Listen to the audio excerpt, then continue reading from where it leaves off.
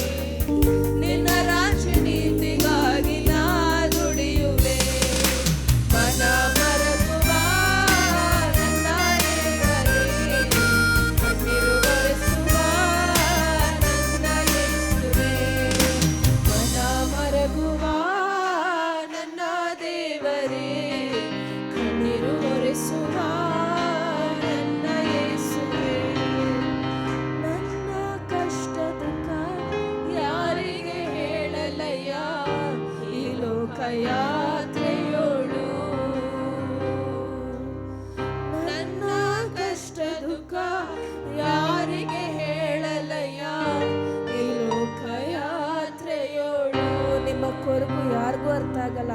ಯೇಸುವನ್ನ ಬಿಟ್ಟರೆ ಆತನೆಲ್ಲವನ್ನು ನೋಡುವಾತನಾಗಿದ್ದಾನೆ. ನಿಮ್ಮ ಕಣ್ಣೀರನ್ನು ನೋಡಿದ್ದಾನೆ. ನಿಮ್ಮ ಕಣ್ಣೀರನ್ನು ಲೆಕ್ಕ ಆತನಿಗಿದೆ.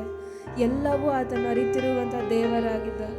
ನೀವು ಯಾರಿಗೆ ಹೇಳಿದ್ರು, ಮನುಷ್ಯರಿಗೆ ಹೇಳಿದ್ರೆ ಬಹುಶಃ ಅರ್ಥ ಮಾಡ್ಕೊಳ್ದೇ ಇರ್ಬೋದು.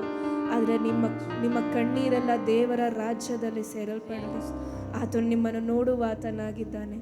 ಸಮಯದಲ್ಲಿ ಎಲ್ಲರೂ ಎದ್ದು ನಿಂತ್ಕೊಂಡು, ಕರ್ತನೇ, ನೀನು ನಮಗೋಸ್ಕರ ಮಾಡಿದಂಥ ಉಪಕಾರಗಳನ್ನು ನಾವು ಸ್ಮರಿಸುತ್ತೇವೆ ಸ್ವಾಮಿ. ನನ್ನ ಕಷ್ಟ ದುಃಖಗಳೆಲ್ಲ ನಿನ್ನ ಮುಂದೆ ನಾವು ಪಾದದ ಮುಂದೆ ಅರ್ಪಿಸಿ ನಿನ್ನ ರಾಜ್ಯದ ನೀತಿಯನ್ನು ಹೊಂದಿಕೊಂಡು ನಿನ್ನ ಸಂತೋಷವನ್ನು ಪಡೆದುಕೊಂಡು ಹೋಗ್ತೇವೆ.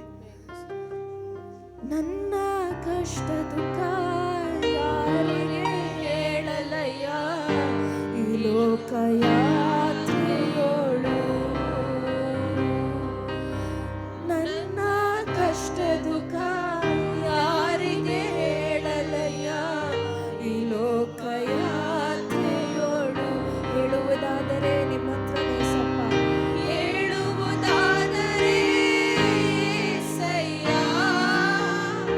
ಹೇಳುವುದಾದರೆ ಏಸಯ್ಯ, ನಿನ್ನ ಮುಂದೆ ಹೇಳಿ ನಾನಳುವೆ, ನಿನ್ನ ಮುಂದೆ ಹೇಳಿ ನಾನಳುವೆ.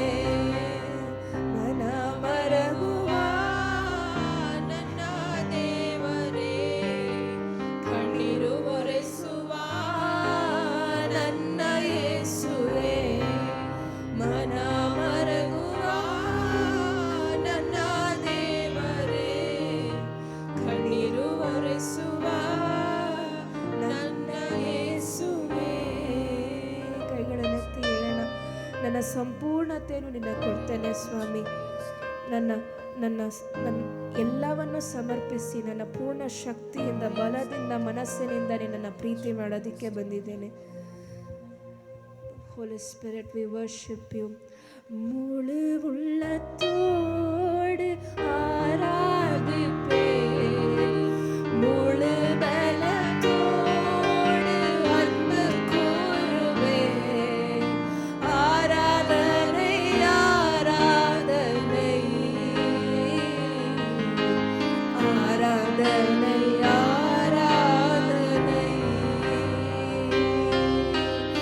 ஆராதனை ஆராதனை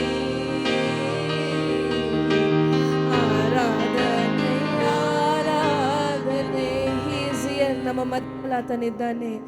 ಅನ್ಬು ಕೂರುವೆ இன்னும் அதிகமாய் ஆராதிப்பே, இன்னும் ஆர்வமாய் அன்பு கூறுவே. ಹೇಳಿ, ನಿನ್ನನ್ನೇ ಪ್ರೀತಿಸ್ತೇವೆ ಸಪ್ಪ.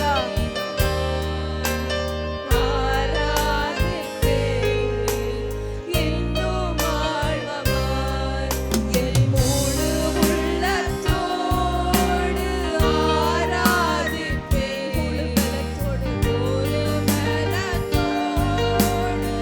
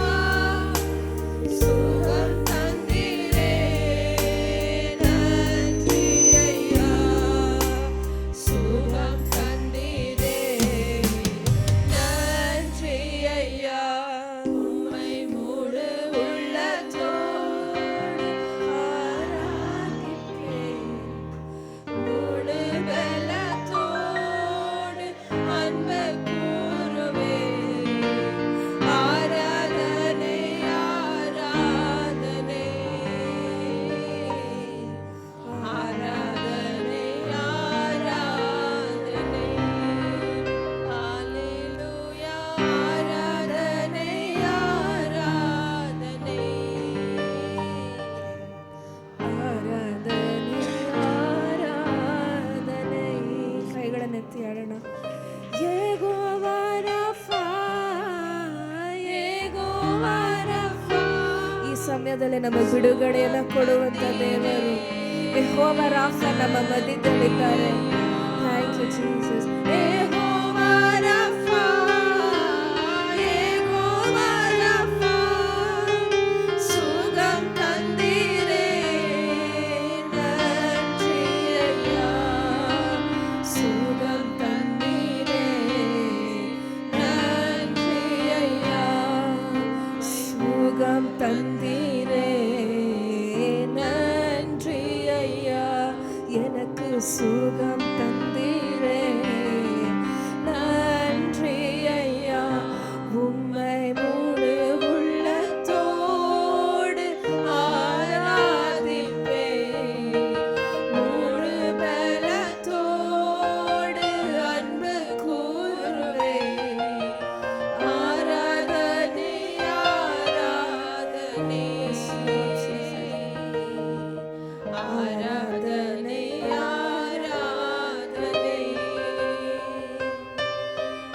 ஆராதனை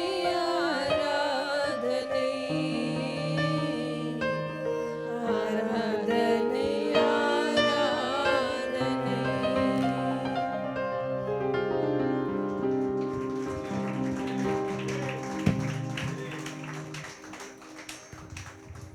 ಪ್ರೈಸ್ ಯು ಲಾರ್ಡ್, ಹಾಲೆಲೂಯ. ನಾವು ಸನ್ನಿಧಾನದಲ್ಲಿರುವಾಗಲೇ ಈ ಸಮಯದಲ್ಲಿ ನಾವು ಕರ್ತನನ್ನು ಇನ್ನೂ ನಾವು ಮಹಿಮೆ ಪಡಿಸೋಣ. ಆತನಲ್ಲಿ ನಾವು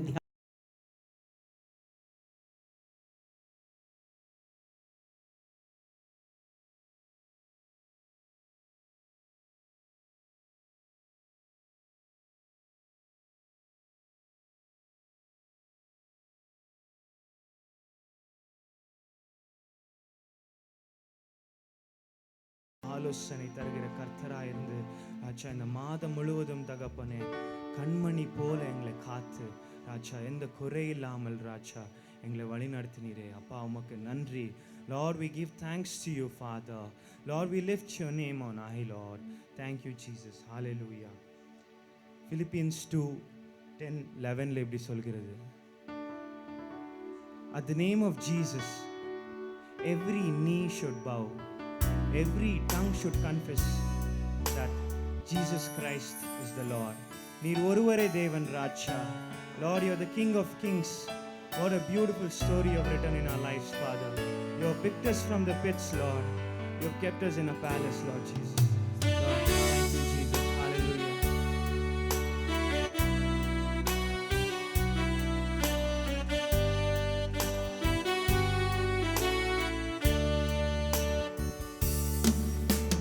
நாமம் உயரணும், இன்று மேன்மை அடையணும், பாடுவேன் பாடுவோம் அல்லேலூயா. உங்க நாமம் உயரணும், இன்று மேன்மை அடையணும், பாடுவேன் பாடுவோம் அல்லேலூயா. சொல்வோம் அல்லேலூயா. Hallelujah, hallelujah, hallelujah, hallelujah. Yahweh, hallelujah,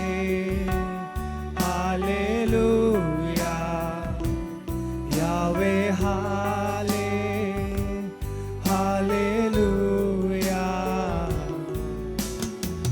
பெருங்காற்றும் அடங்கி போகும், எக்கடலும் வழி திறக்கும், உங்க நாமம் உயர்த்தும் போது கண்மலையும் கரைந்து போகும். பெருங்காற்றும் அடங்கி போகும், எக்கடலும் வழி திறக்கும், உங்க நாமம் உயர்த்தும் போது கண்மலையும் கரைந்து போகும். இயேசுவே, உன் நாமமே பெருகணும். அல்லேலூயா. இயேசுவே, உன் நாமமே உயரணும்.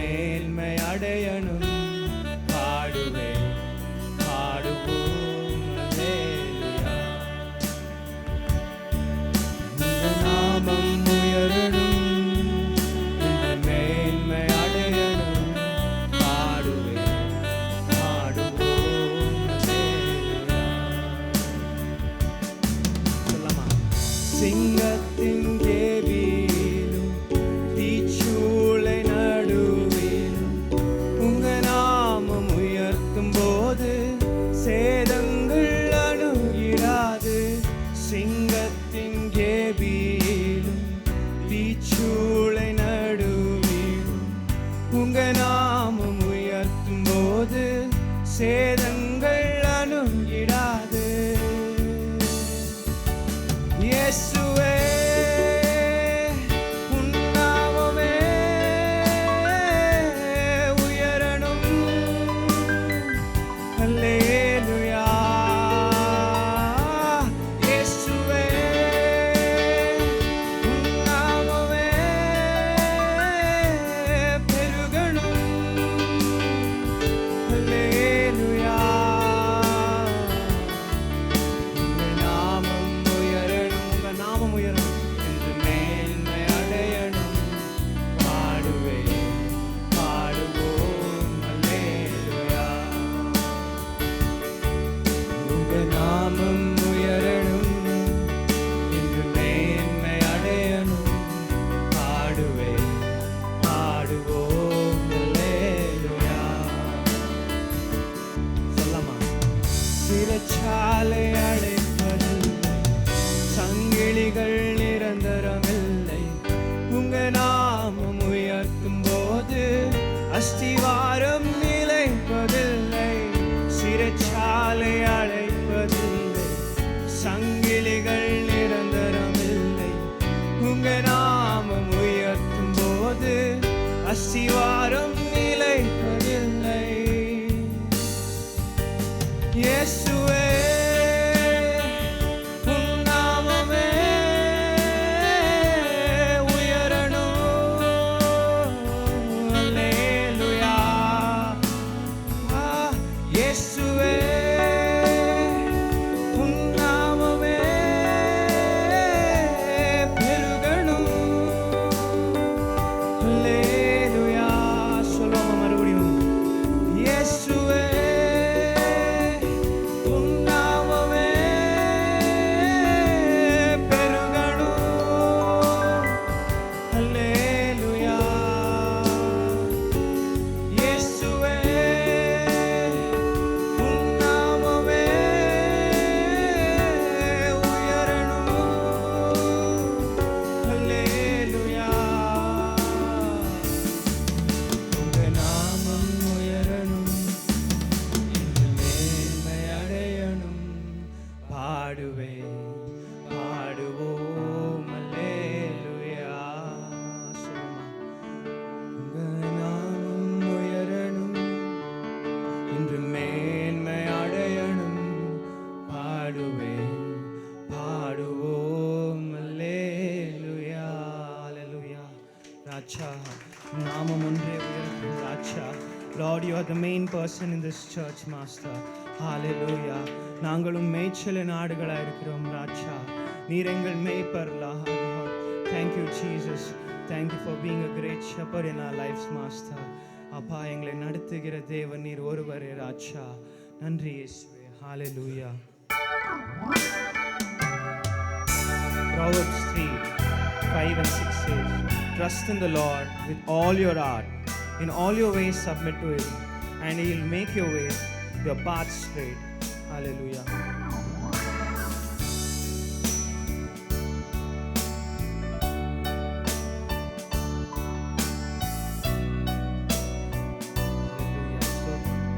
ನಿನ್ನ ಮಾರ್ಗದಲ್ಲಿ ನಾನೆಂದು ನಡೆಯಲು. Lord, let me walk in your ways, Master. Hallelujah. ನನ್ನ ಸರ್ವಸ್ವ ನನ್ನ ಯೇಸುವೇ. You are my everything, Lord. Wow. Thank you, Jesus. Hallelujah.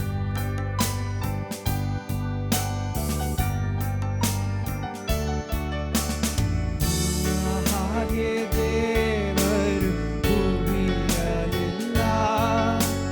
ನೀನಿಲ್ಲದೆ ಬೇರೆ ಆಧಾರವಿಲ್ಲ. ನಿನ್ನ ಪ್ರಿಯನಾಗಿ ನಾ ನೆಲೆಗೊಳ್ಳುವೆ. ನೀನೇ ನನ್ನ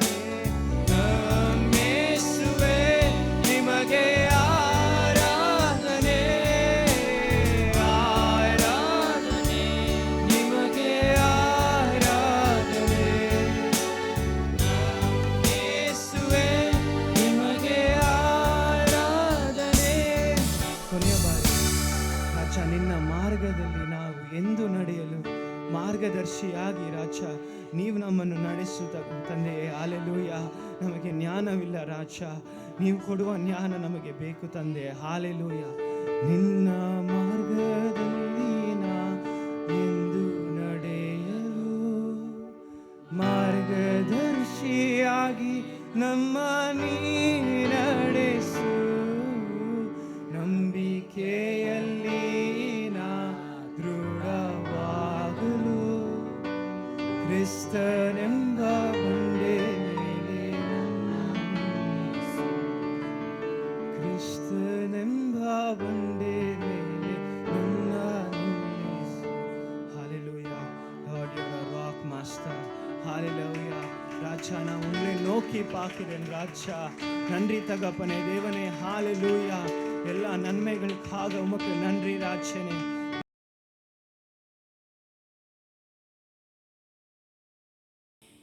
ವಾಕ್ಯ ಕೇಳಿದ್ದೀರಾ? ಅಲ್ಲಿ ನೋಡಿ, ಅಲ್ಲಿ ವಾಕ್ಯ ಬರ್ತಾ ಇದೆ ಕನ್ನಡದಲ್ಲಿ, ಇಂಗ್ಲೀಷಲ್ಲೂ ಇದೆ. ಯೆಹೋವನು ನಿರಂತರವು, ಯೆಹೋವನಂದರೆ ನಮ್ಮ ದೇವರು, ನಿರಂತರವು ಭೂಮಿಯ ಕಟ್ಟಡಗಳನ್ನು ನಿರ್ಮಿಸಿದವರು ಅವರೇ ಆಗಿದ್ದಾರೆ. ಯಾರು ನಮ್ಮ ಭೂಮಿಯನ್ನು ನಿರ್ಮಿಸಿದ್ದು? ಯಾವುದಾದ್ರೂ ಸೈಂಟಿಸ್ಟ್ಗಳ? ಅಲ್ಲ ಅಲ್ವಾ? ಯಾರು ಮನುಷ್ಯರು ಕೂಡ ಅಲ್ಲ, ದೇವರೊಬ್ಬರೇ ಅದನ್ನು ನಿರ್ಮಿಸೋಕ್ಕೆ ಸಾಧ್ಯ. ಆದ್ದರಿಂದ ಭೂಮಿ ಇವತ್ತು ಸ್ಥಿರವಾಗಿ ನಿಂತಿದೆ. ಇಲ್ಲದಿದ್ದರೆ ಇಷ್ಟೊತ್ತಿಗೆ ಭೂಮಿ ಏನಾಗ್ತಿತ್ತೋ ಗೊತ್ತಿಲ್ಲ. ಕರ್ತನು ನೇಮಿಸಿದ್ರಿಂದ ಆ ಭೂಮಿ ಸ್ಥಿರವಾಗಿದೆ. ಆತನೇ ಭೂಮಿಯ ಕಟ್ಟ ಕಡೆಗಳನ್ನು, ಕೊನೆಯ ದಿಕ್ಕುಗಳು ನಮ್ಗೆ ಯಾರಿಗೂ ಗೊತ್ತಿಲ್ಲ ಇವತ್ತಿನ ತನಕನೂ ಭೂಮಿ ಎಲ್ಲಿ ಎಂಡಾಗುತ್ತದೆ ಅಂತ. ಯಾರಾದರೂ ನೋಡಿದ್ದೀವ? ಆದರೆ ಕರ್ತನಿಗೆ ಎಲ್ಲನೂ ಗೊತ್ತಿದೆ. ಕಟ್ಟ ಕಡೆಗಳನ್ನು ನಿರ್ಮಿಸಿದವನು ಆತನೇ ಆಗಿದ್ದಾನೆ. ಆತನು ದನಿದು ಬಳಲುವುದಿಲ್ಲ. ದೇವ್ರ ವಾಕ್ಯ ಏನು ಹೇಳ್ತದೆ? ದೇವರಾದ ಯೆಹೋವನು ಜ್ಞಾನಿ ಎಂಬುದನ್ನು ನೀವು ಕೇಳಿದ್ದೀರಾ, ತಿಳಿದಿದ್ದೀರಾ, ಖಂಡಿತವಾಗಿಯೂ ನಿಮಗೆ ಗೊತ್ತಿದೆ ಅಂತ ಹೇಳ್ತಾ ಇದೆ. ಆತನು ತಿಳಿದಿರುವ ಪ್ರತಿಯೊಂದನ್ನು ಕಲಿತುಕೊಳ್ಳಲು ನಮಗೆ ಸಾಧ್ಯವಿಲ್ಲ. ಆತನು ತಿಳಿದಿರುವ ಯಾವುದಾದ್ರೂ ನಮಗೆ ದೇವರು ಮಾಡಿದ್ದನ್ನು ನಮ್ಗೆ ತಿಳಿಯೋಕ್ಕೆ ಸಾಧ್ಯ ಇದೆಯಾ? ಇಲ್ಲ. ಮನುಷ್ಯ ಮಾಡಿದ್ದನ್ನು ಮಾತ್ರ ನಾವು ತಿಳ್ಕೊತಾ ಇದ್ದೀವಿ.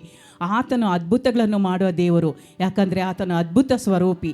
ಆದ್ದರಿಂದ ಆತನು ನಮ್ಮನ್ನು ಮಾತ್ರ ಅಲ್ಲ, ಆತನು ಯಾವತ್ತೂ ಆಯಾಸಗೊಳ್ಳುವುದಿಲ್ಲ ಅಂತ ಇದೆ ದೇವ್ರ ವಾಕ್ಯ. ಮನುಷ್ಯರಾದ ನಾವಾದರೂ ಬಳಲ್ತೀವಿ, ಕಷ್ಟಪಡ್ತೀವಿ, ದುಃಖ ಪಡ್ತೀವಿ, ಸುಸ್ತಾಗುತ್ತೆ, ನಮಗೆ ಬೆವರ್ತೀವಿ. ಆದರೆ ದೇವರು ಯಾವಾಗಲೂ ನಿರಂತರವೂ ಹಾಗೇ ಇರುವ ಆತನು. ಆಮೇನ್. ಆತನಿಗೆ ವಿಶ್ರಾಂತಿಯ ಅವಶ್ಯವಿಲ್ಲ. ನಮ್ಮ ಥರ ನಾವು ಒಂದು ಕೆಲಸ ಮಾಡಿ ರೆಸ್ಟ್ ತಗೋತೀವಿ. ಕರ್ತನು ರೆಸ್ಟ್ ತಗೊಂಡಿದ್ರೆ ನಾವೇನಾಗ್ತಾ ಇದ್ದೀವಿ? ಈ ಭೂಮಿ ಇರ್ತಾ ಇತ್ತಾ? ಖಂಡಿತ ಸಾಧ್ಯ ಇಲ್ಲ. ಒಂದು ವೇಳೆ ದೇವರು ರೆಸ್ಟ್ ತಗೊಳ್ಳೋದಾದರೆ ಅಥವಾ ದೇವರು ನಮ್ಮ ಥರ ನಿದ್ರೆ ಮಾಡೋದಾಗಿದ್ದರೆ ಖಂಡಿತವಾಗಲೂ ಈ ಭೂಮಿಯಲ್ಲಿ ನಾವಿರೋಕ್ಕೂ ಸಾಧ್ಯವಿರಲಿಲ್ಲ. ನಾವು ಈ ಭೂಮಿಯಲ್ಲಿರುವ ಎಲ್ಲ ವಿಶೇಷತೆಗಳನ್ನು ನೋಡೋಕ್ಕೂ ಸಾಧ್ಯವಿರ್ತಾ ಇರಲಿಲ್ಲ. ಭೂಮಿಯಲ್ಲಿರುವ ದೂರ ಸ್ಥಳಗಳನ್ನೆಲ್ಲ ಮಾಡಿದವನು ಆತನೇ ಅಂತ ಹೇಳ್ತದೆ. ಎಲ್ಲೆಲ್ಲೋ ಇದೆ, ನಾವೆಲ್ಲ ನೋಡೇ ಇಲ್ಲ ಅಲ್ವಾ? ಯಾವುದೋ ಒಂದು ಊರು, ಯಾವುದೋ ಒಂದು ದೇಶ ನೋಡಿರ್ಬೋದು, ನೋಡಿದರೆ. ಇಲ್ಲದಿದ್ದರೆ ಏನೂ ಇಲ್ಲ. ನಮಗೆ ಯಾವುದು ಗೊತ್ತಿಲ್ಲ, ಆತನಿಗೆ ಎಲ್ಲವೂ ಗೊತ್ತಿದೆ. ಒಂದೇ ಸಮಯದಲ್ಲಿ ಆತನು ಎಲ್ಲವನ್ನು ನೋಡಲು ಶಕ್ತನಾಗಿದ್ದಾನೆ. ಆಮೇನ್ ಅಲ್ವಾ? ಕರ್ತನು ಮಾತ್ರ ಇದನ್ನು ನೋಡಲು ಸಾಧ್ಯ, ಮಾಡಲು ಸಾಧ್ಯ. ಆತನು ನಿರಂತರಕ್ಕೂ ಜೀವಿಸುವ ಆತನಾಗಿದ್ದಾನೆ. ನಿರಂತರಕ್ಕೂ ಅಂದರೆ ಏನು? ಯಾವತ್ತು ಅಳಿವಿಲ್ಲದೆ. ಮನುಷ್ಯನಿಗೆ ಅಳಿವಿದೆ, ಇವತ್ತಿರ್ತೀವಿ, ನಾಳೆ ಇರಲ್ಲ, ಗೊತ್ತಿಲ್ಲ. ಆತನಿಗೆ ಮಾತ್ರ ಗೊತ್ತು. ಆದರೆ ಭೂಮಿಯನ್ನು ಸೃಷ್ಟಿಸಿದ, ಆಕಾಶಗಳನ್ನು ಸೃಷ್ಟಿಸಿದ, ಎಲ್ಲ ಪಶು ಪಕ್ಷಿಗಳನ್ನು ಪ್ರತಿಯೊಂದನ್ನು ಸೃಷ್ಟಿಸಿದ ದೇವರಿಗೆ ಯಾವತ್ತೂ ಆತನು ಹೇಳಿ, ಯಾವತ್ತು ಆತನು ಬದಲಾಗುವುದಿಲ್ಲ, ಯಾವತ್ತು ಆತನಲ್ಲಿ ಬದಲಾವಣೆಯೂ ಇಲ್ಲ. ಆತನು ನಿರಂತರಕ್ಕೂ ಜೀವಿಸುವ ಆತನಾಗಿದ್ದಾನೆ.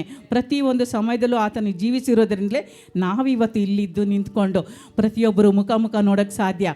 ಪ್ರತಿ ಭಾನುವಾರ ಒಬ್ಬರನ್ನೊಬ್ಬರು ನೋಡೋಕ್ಕೆ ಸಾಧ್ಯವಾಗಿದೆ. ಕರ್ತನು ಮಾತ್ರ ಸಾಧ್ಯ. ಕರ್ತನಿಗೆ, ಆತನು ಸೋತವನಿಗೆ ಏನು ಮಾಡ್ತಾನೆ ಅಂತೆ? ತ್ರಾಣವನ್ನು ಅನುಗ್ರಹಿಸ್ತಾನೆ, ಬಲವನ್ನು ಅನುಗ್ರಹಿಸ್ತಾನೆ. ನಾವು ಸೋತಿರ್ತೀವಿ, ಕೆಲವು ಸಲ ತುಂಬ ಸೋತಿರ್ತೀವಿ. ಯಾವುದೋ ಸಮಸ್ಯೆಯಲ್ಲಾಗಿರ್ಬೋದು, ಯಾವುದೋ ಕಷ್ಟದಲ್ಲಿರ್ಬೋದು, ಅಥವಾ ಯಾವುದೇ ಕೆಲಸದಲ್ಲಾಗಿರ್ಬೋದು. ಕೆಲಸ ಮಾಡಲು ಕೆಲವು ಸಲ ಜ್ಞಾನ ಬರಲ್ಲ. ಎಷ್ಟೇ ಬುದ್ಧಿವಂತರಾಗಿದ್ದರೂ ಒಂದೊಂದು ಸಲ ಬ್ಲ್ಯಾಂಕ್ ಆಗ್ತೀವಿ. ಆದರೆ ಕರ್ತನು ಯಾವತ್ತೂ ಸೋಲಲ್ಲ. ನಮಗೆ ಆತನು ತಿರ್ಗಾ ಬಲವನ್ನು ಅನುಗ್ರಹಿಸ್ತಾನೆ. ತ್ರಾಣವನ್ನು ಅಂದರೆ ಬಲವನ್ನು ಅನುಗ್ರಹಿಸ್ತಾನೆ. ಬಳಲಿ ಹೋದವರನ್ನು ಆತನು ಬಲಶಾಲಿಗಳನ್ನಾಗಿ ಮಾಡ್ತಾನೆ. ನಾವು ಬಳಲಿ ಹೋದರೆ ನಮ್ಮನ್ನು ದೇವರು ಆತನ ಬಲದಿಂದ ತುಂಬಿಸ್ತಾನೆ. ಆತನು ಶಕ್ತಿವಂತರನ್ನಾಗಿ ನಮ್ಮನ್ನು ಮಾಡ್ತಾನೆ. ನಾವು ಆತನ ವಾಕ್ಯದಲ್ಲಿ ನೆಲೆ ನಿಲ್ಲಬೇಕು. ಇದಕ್ಕೆಲ್ಲ ನಾವು ಏನು ಮಾಡಬೇಕು? ಆತನ ವಾಕ್ಯದಲ್ಲಿ ನೆಲೆ ನಿಲ್ಲಬೇಕು. ಆತನ ವಾಕ್ಯವನ್ನೇ ನಂಬಬೇಕು. ಅದನ್ನೇ ಧ್ಯಾನ ಮಾಡುವರಾಗಬೇಕು. ಯೆಹೋವನನ್ನು ನಿರೀಕ್ಷಿಸುವವರು ಹೊಸ ಬಲವನ್ನು ಹೊಂದುವರು ಅಂತ ಇದೆ. ಯೆಹೋವನನ್ನು ನಿರೀಕ್ಷಿಸುವವರು ಹೊಸ ಬಲವನ್ನು ಹೊಂದುವರು, ಹದ್ದುಗಳಂತೆ ಆಕಾಶಕ್ಕೆ ಏರಿ ದಣಿಯರು ಅಂತ ಇದೆ. ತರುಣರು ಬೇಕಾದರೂ ಬಳಲ್ಬೋದಂತೆ. ತರುಣರಂದರೆ ಯಾರು? ಯುವಕರು, ಯೂತ್ಸ್. ಅವ್ರು ಬೇಕಾದರೂ ಟಯರ್ಡ್ ಆಗ್ಬೋದು, ಆದರೆ ನಮ್ಮ ದೇವರು ಯಾವತ್ತೂ ಟಯರ್ಡ್ ಆಗಲ್ಲ. ಅವರನ್ನು ನಂಬಿದವರನ್ನು ಅವರತ್ತು ಟಯರ್ಡ್ ಆಗೋಕ್ಕೆ ಬಿಡಲ್ಲ ಅಂತ ದೇವ್ರ ವಾಕ್ಯ ಇದೆ. ಆದ್ದರಿಂದ ವಾಕ್ಯವನ್ನು ನಂಬಿ ನಾವು ಖಂಡಿತವಾಗ್ಲೂ ಹಾಗೇ ಇರಲು ಸಾಧ್ಯ. ರೆಕ್ಕೆಗಳನ್ನು ಚಾಚಿಕೊಂಡು ಏರುವರು, ಓಡಿ ದನಿಯರು, ನಡೆದು ಬಳಲರು. ಯಾರು? ಯೆಹೋವನನ್ನು ನಿರೀಕ್ಷಿಸುವವರು ಯಾವತ್ತೂ ಓಡಿ ದಣಿಯೋದಿಲ್ಲ. ಆತನನ್ನು ನೆನೆಸಿಕೊಂಡವರು, ಆತನನ್ನು ನಿರೀಕ್ಷಿಸುವವರು. ನಾವು ಹದ್ದುಗಳಂತೆ. ಹದ್ದು ಹೇಗೆ ಹೋಗುತ್ತೆ ಗೊತ್ತಾ? ಹೀಗೋಗುತ್ತೆ ಮೇಲ್ಗಡೆ, ಆ ಕಡೆ ಈ ಕಡೆ ನೋಡ್ಕೊಂಡು ಹೋಗಲ್ಲ, ಕೆಳಗಡೆಯಿಂದ ಮೇಲೆ ಸ್ಟ್ರೈಟಾಗಿ ಹೋಗುತ್ತೆ. ಅದು ಯಾವತ್ತು ರೆಕ್ಕೆಗಳನ್ನು ಚಾಚ್ಕೊಂಡು ಆರಾಮಾಗಿ ಹೋಗುತ್ತೆ. ಆ ಥರ ನಾವು ಕೂಡ ಅಷ್ಟೇ ಸ್ಟ್ರಾಂಗಾಗಿ ನಾವು ಇರೋಕ್ಕೆ ಸಾಧ್ಯ ಅಂತ ದೇವರ ವಾಕ್ಯ ನಮಗೆ ಹೇಳ್ತಾ ಇದೆ. ಆದ್ದರಿಂದ ನಾವು ಏನು ಮಾಡಬೇಕು? ಇದಕ್ಕಾಗಿ ನಾವು ಏನು ಮಾಡಬೇಕು? ಆತನ ವಾಕ್ಯದಲ್ಲಿ ನಾವು ಲೀನವಾಗಬೇಕು. ಆತನ ವಾಕ್ಯದ ಪ್ರಕಾರ ನಾವು ನಡೆಯಬೇಕು. ಆತನ ವಾಕ್ಯವನ್ನೇ ನಾವು ಧ್ಯಾನಿಸಬೇಕು. ನಾವು 2ನೇ ವಾಕ್ಯವನ್ನು ನೋಡೋಣ. ಕರ್ತನ ವಾಕ್ಯ ಹೇಳ್ತಿದೆ, ಕರ್ತನ ನಮಗೆ ಸಹನೆ ಮತ್ತು ತೃಪ್ತಿಗಳನ್ನು ದಯಪಾಲಿಸುವನಾಗಿದ್ದಾನೆ ಅಂತ. ನಾವು ಯಾವ ಸ್ಥಿತಿಯಲ್ಲಿದ್ದರೂ ಕೂಡ ದೇವರು ನಮ್ಮನ್ನು ಬಲಪಡಿಸ್ತಾನೆ. ನಮ್ಮ ಸ್ಥಿತಿ ಯಾವುದೇ ಆಗಿರ್ಬೋದು, ಶ್ರೀಮಂತರಾಗಿರ್ಬೋದು, ಬಡವರಾಗಿರ್ಬೋದು, ಕಷ್ಟ ಆಗಿರ್ಬೋದು, ದುಃಖ ಆಗಿರ್ಬೋದು, ವೇದನೆ ಆಗಿರ್ಬೋದು, ಸಮಸ್ಯೆ ಆಗಿರ್ಬೋದು, ಆದರೆ ಅವರು ಎಲ್ಲರನ್ನೂ ನಮ್ಮನ್ನು ಶಕ್ತರನ್ನಾಗಿ ಮಾಡುವ ಆತನಾಗಿದ್ದಾನೆ. ಆತನು ನಮಗೆ ತಕ್ಕ ಸಮಯದಲ್ಲಿ ಬೇಕಾದ ತಾಳ್ಮೆಯನ್ನು ಕೂಡ ದಯಪಾಲಿಸ್ತಾನೆ. ನಮ್ಮ ತಾಳ್ಮೆಯನ್ನು ಪರೀಕ್ಷಿಸೋರು ಅನೇಕ ಜನರಿದ್ದಾರೆ. ನನಗೆ 1 ವಾರದ ಒಳಗಡೆ ನನ್ನ ಗಂಡ ತೀರಿ 1 ವಾರನೂ ಆಗಿಲ್ಲ. ಆಗಲೇ ನನ್ನ ತಾಳ್ಮೆಯನ್ನು ಪರೀಕ್ಷಿಸುವಂಥ ನನಗೆ ಆತ್ಮೀಯರಾದವರೇ ನನ್ನನ್ನು ಪರೀಕ್ಷಿಸೋಕ್ಕೆ ಅವ್ರು ಗೊತ್ತಿಲ್ಲ ನನಗೆ. ನನ್ನಲ್ಲಿ ತುಂಬ ಅನೇಕ ಪ್ರಶ್ನೆಗಳನ್ನು ಮಾಡಿದರು. ಆದರೆ ನಾನು ಯಾವುದಕ್ಕೆ ಹೆದರಲಿಲ್ಲ. ಯಾಕಂದರೆ ನಾನು ನಿರೀಕ್ಷಿಸಿದ್ದು ನನ್ನ ಕರ್ತನನ್ನು ಮಾತ್ರ. ಭೂಮಿ ಆಕಾಶಗಳನ್ನು ಸೃಷ್ಟಿಸಿದ ಕರ್ತನನ್ನು ನಿರೀಕ್ಷಿಸ್ಕೊಂಡಿದ್ದೀನಿ. ಆತ ನನ್ನ ಕೈ ಬಿಡಲ್ಲ. ಆತನು ನಮ್ಮ ಜೊತೆಗಿದ್ದಾನೆ. ಆತನು ನಮ್ಮ ಜನಗಳನ್ನು ಕೂಡ ನಡೆಸುವ ಆತನಾಗಿದ್ದಾನೆ ಅಂತ ನಾನು ನಂಬಿದ್ದೀನಿ. ಯಾಕಂದರೆ ನನ್ನಿಂದ ಏನೂ ಸಾಧ್ಯವಿಲ್ಲ, ಆದರೆ ನನ್ನ ಕರ್ತನಿಂದ ಎಲ್ಲವೂ ಸಾಧ್ಯ. ಆದ್ದರಿಂದ ದೇವರು ನಮ್ಮನ್ನು ಖಂಡಿತವಾಗಲೂ ಆತನ ವಾಕ್ಯದ ಪ್ರಕಾರ ನಾವು ಹೇಗೆ ನಂಬ್ತೀವೋ ಹಾಗೇ ನಮ್ಮನ್ನು ಆಶೀರ್ವದಿಸುವನಾಗಿದ್ದಾನೆ. ನಾವು 2ನೇ ವಾಕ್ಯದ ಪ್ರಕಾರ ನೋಡೋಣ. 2 ಕೊರಿಂಥಿಯನ್ಸ್ 12:9. 2ನೇ ಕೊರಿಂಥಿಯ 12ನೇ ಅಧ್ಯಾಯ 9ನೇ ವಾಕ್ಯ. ನಾವು ಏನು ಹೇಳ್ತದೆ ಅಂತ ನೋಡೋಣ. ಯಾರಾದರೂ ಓದಿ.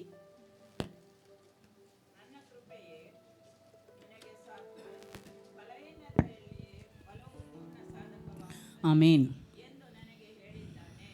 ಹಾಂ,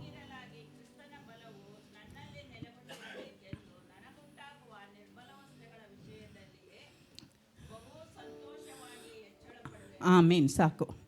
ಏನು ಹೇಳ್ತದೆ ಈ ವಾಕ್ಯ ನೋಡಿ, ಎಷ್ಟು ಒಳ್ಳೆಯ ವಾಕ್ಯ. ನನ್ನ ಕೃಪೆಯೇ ನಿನಗೆ ಸಾಕು. ದೇವರ ವಾಕ್ಯ ಹೇಳ್ತಿದೆ, ನಾವು ಬಲಹೀನರಾದಾಗ ಆತನ ಕೃಪೆ ಸಾಕು. ನಾವು ಆತನ ಕೃಪೆಯನ್ನು ಆವರಿಸಿಕೊಂಡದಾದರೆ ಅಥವಾ ಆತನ ಕೃಪೆಯನ್ನು ಬಯಸುವುದಾದರೆ ಕರ್ತನು ಖಂಡಿತವಾಗಲೂ ನಮ್ಮನ್ನು ಆತನ ಕೃಪೆಯಿಂದ ತುಂಬಿಸೋನಾಗಿದ್ದಾನೆ. ಆತನ ವಾಕ್ಯ ಹೇಳ್ತಿದೆ, ನನ್ನ ಕೃಪೆಯೇ ನಿನಗೆ ಸಾಕು, ಬೇರೆ ಏನು ಬೇಡ. ಬಲ, ಹಣ ಬಲ ನಮ್ಮ ಹತ್ರ ಇಲ್ಲ, ಆದರೆ ದೇವರ ಬಲ ಇದೆ, ಪವಿತ್ರಾತ್ಮನ ಬಲ ಇದೆ, ಪವಿತ್ರಾತ್ಮರ ಶಕ್ತಿ ಇದೆ. ಆತನು ನಮ್ಮ ನಡೆಸ್ತಾನೆಂಬ ನಂಬಿಕೆ ನಮ್ಮಲ್ಲಿದೆ. ಯಾಕಂದರೆ ನಂಬಿಕೆಯನ್ನು ಹುಟ್ಟಿಸಿದ ಆತನು ಆತನೇ, ಪೂರೈಸುವ ಆತನು ಆತನೇ ಆಗಿದ್ದಾನೆ. ನಮ್ಮ ಬಲಹೀನತೆಯಲ್ಲೇ ಆತನ ಬಲವು ಪೂರ್ಣ ಸಾಧಕವಾಗುತ್ತದೆ ಅಂತೆ. ನಮಗೆ ಬಲಹೀನತೆ ಇರುವಾಗಲೇ ಕರ್ತನ ಬಲ ನಮ್ಗೆ ಗೊತ್ತಾಗೋದು. ಹೌದಲ್ವಾ? ಎಷ್ಟೊಂದು ಸಲ ನಾವು ಪ್ರಾರ್ಥನೆ ಮಾಡಿರ್ಬೋದು. ಆವಾಗ ನಾವು ಮಾಮೂಲಿ ಮಾಡೋದಕ್ಕಿಂತ ನಾವು ಎಷ್ಟು ಬಲಹೀನ ಹೊಂದಿದಾಗ ಅಥವಾ ದುಃಖ ಹೊಂದಿದಾಗ, ಕಷ್ಟ ಹೊಂದಿದಾಗ, ಸಮಸ್ಯೆಗಳಿದ್ದಾಗ ನಾವು ಆತನಲ್ಲಿ ಪ್ರಾರ್ಥನೆ ಮಾಡಿದಾಗ ನಮ್ಮಲ್ಲಿ ಹೊಸ ಬಲ ಹುಟ್ಟುತ್ತದೆ. ಅದು ಕರ್ತನಿಂದ ಮಾತ್ರ ಸಾಧ್ಯ. ಕರ್ತನು ಮಾತ್ರ ಈ ಬಲವನ್ನು ನಮಗೆ ದಯಪಾಲಿಸಲು ಶಕ್ತನಾಗಿದ್ದಾನೆ. ನಾವು ಯಾವಾಗ ನಿರ್ಬಲರಾಗಿರ್ತೀವೋ ಆಗಲೇ ದೇವರ ಬಲ ನಮ್ಮನ್ನು ಆವರಿಸಿಕೊಳ್ತದೆ. ದೇವರ ಬಲ ನಮ್ಮನ್ನು ಆವರಿಸಿಕೊಳ್ತದೆ. ಬಲಹೀನತೆಯಲ್ಲಿ ಪ್ರತಿಯೊಬ್ಬರು ಪ್ರಾರ್ಥನೆ ಮಾಡಿ, ಕರ್ತನೇ ನಿನ್ನ ವಾಕ್ಯ ಈ ರೀತಿ ಹೇಳ್ತದಲ್ಲ, 2 ಕೊರಿಂಥಿಯನ್ಸ್ 12:9 ಈ ಥರ ಬರೆದಿದೆಯಲ್ಲ ಕರ್ತನೇ, ನಿಮ್ಮ ಬಲಹೀನತೆಯಲ್ಲಿ ನನ್ನ ಬಲವು ಪೂರ್ಣ ಸಾಧಕವಾಗುವುದಂತ. ಕರ್ತನೇ ನನ್ನನ್ನು ಬಲಪಡಿಸು ಅಂತ ನಾನು ದಿನನಿತ್ಯನೂ ಈ ವಾಕ್ಯವನ್ನು ಪ್ರಾರ್ಥನೆ ಮಾಡ್ತೀನಿ. ಈ ವಾಕ್ಯದಲ್ಲಿಟ್ಟು ಇವಾಗ ಅಲ್ಲ, ಮೊದಲಿನಿಂದಲೂ ದೇವರನ್ನು ಯಾವತ್ತು ಅರಿತುಕೊಂಡೆನೋ, ಯಾವತ್ತು ದೇವರ ವಾಕ್ಯಗಳ ಬಗ್ಗೆ ಅರಿವಾಯಿತೋ ಅವತ್ತಿಂದಲೂ ಕೇಳ್ತಾ ಇದ್ದೀನಿ. ಯಾಕಂದರೆ ನನ್ನಲ್ಲಿ 1000 ಬಲಹೀನತೆಗಳಿದೆ. ನಾನು ಒಪ್ಪಿಕೊಳ್ತಾ ಇದ್ದೀನಿ ಕರ್ತನ ಮುಂದೆ, ನನ್ನಲ್ಲಿ 1000 ಬಲಹೀನತೆಗಳಿದೆ. ಇದೆಲ್ಲವನ್ನು ನೀಗಲು ಆತನೊಬ್ಬನೇ ಶಕ್ತನು. ಆತನೊಬ್ಬನೇ ಶಕ್ತನು. ಈ ಬಲಹೀನತೆಗಳ ಮಧ್ಯದಲ್ಲಿ ಆತನು ನಮ್ಮನ್ನು ಬಲಪಡಿಸ್ತಾನೆ. ನಾವು ಯಾವಾಗ ಬಲಹೀನರಾಗಿರ್ತೀವೋ ಆವಾಗಲೇ ಆತನು ನಮ್ಮ ಹೆಚ್ಚಾಗಿ ಬಲಪಡಿಸ್ತಾನೆ. ಆತನ ಶಕ್ತಿಯನ್ನು ಕಾಣಲು ಪವಿತ್ರಾತ್ಮರ ಶಕ್ತಿ ನಮ್ಮಲ್ಲಿ ಬರಲು ಸಾಧ್ಯವಾಗ್ತದೆ. ಆದ್ದರಿಂದ ನಾವು ಅರಿಕೆ ಮಾಡೋಣ. ಈ ಸಮಯದಲ್ಲಿ ಎಲ್ಲರೂ ಅರಿಕೆ ಮಾಡೋಣ. ಎಲ್ಲರೂ ಕೈಗಳನ್ನು ಎತ್ತಿ ಅರಿಕೆ ಮಾಡೋಣ. ಕರ್ತನೇ, ನಿನ್ನ ಬಲ ನಮ್ಮಲ್ಲಿ ತುಂಬಿ ಬರಲಿ ರಾಜ. ಆತ್ಮನ ಶಕ್ತಿ ನಮ್ಮಲ್ಲಿ ಹೆಚ್ಚಾಗಲಿ ಕರ್ತನೇ. ನಮ್ಮ ಬಲಹೀನತೆಯಲ್ಲಿ ಕೈ ಬಿಡೋದಿಲ್ಲ ಅಂತ ಹೇಳಿದ ದೇವರು ನೀನೊಬ್ಬನೇ. ನಮ್ಮ ಬಲಹೀನತೆಯಲ್ಲೇ ಆತನ ಬಲ ನಮ್ಮ ಮೇಲೆ ಬರುವುದಕ್ಕಾಗಿ ಸ್ತೋತ್ರ. ಪವಿತ್ರಾತ್ಮರೇ, ಒಬ್ಬೊಬ್ಬರ ಬಲಹೀನತೆಗಳನ್ನು ನೀಗಿಸಿ ಏಸಪ್ಪ, ಈ ಸಮಯದಲ್ಲಿ ನಿನ್ನ ಬಲದಲ್ಲಿ ನಮ್ಮನ್ನು ತುಂಬು ಕರ್ತಾನೆ. ನಿನ್ನ ಶಕ್ತಿಯಲ್ಲಿ ನಮ್ಮನ್ನು ತುಂಬು ರಾಜ. ಆತ್ಮನ ಶಕ್ತಿ ನಮ್ಮನ್ನು ಯಾವತ್ತೂ ಕೈ ಬಿಡದಂತೆ, ಅದು ನಮ್ಮನ್ನು ಯಾವತ್ತೂ ಅಗಲದಂತೆ ಪ್ರತಿಯೊಬ್ಬೊಬ್ಬರನ್ನು ಈ ಸಮಯದಲ್ಲಿ ಮುತ್ತಿಕೊಳ್ಳಲಿ ಅಂತ ಬೇಡ್ತಾ ಇದ್ದೀನಿ ಕರ್ತನೆ. ನಿನಗೆ ಮಾತ್ರ ಸಾಧ್ಯ ರಾಜ. ನಿನಗೆ ಕೋಟಿ ಕೋಟಿ ಸ್ತೋತ್ರ ಯೇಸುವಿನ ನಾಮದಲ್ಲಿ ತಂದೆಯೇ. ಹಾಲೆಲೂಯ.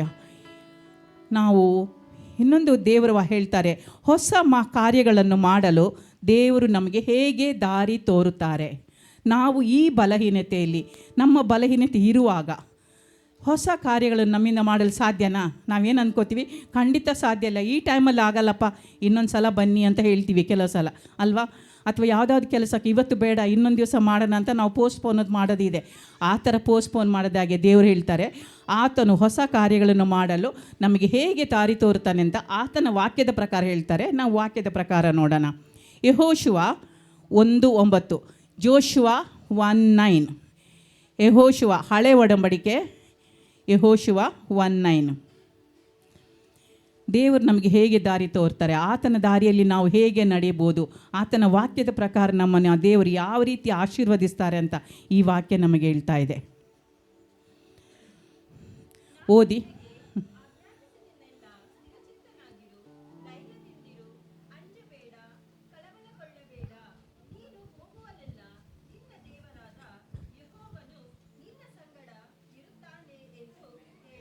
ಆಮೆನ್. ಹಲ್ಲೆಲೂಯಾ. ಓದ್ತೀರಾ ತಮಿಳಲ್ಲಿ? ಅದಕ್ಕೆ ವೆಯ್ಟ್ ಮಾಡ್ತಾ ಇದ್ದೀನಿ.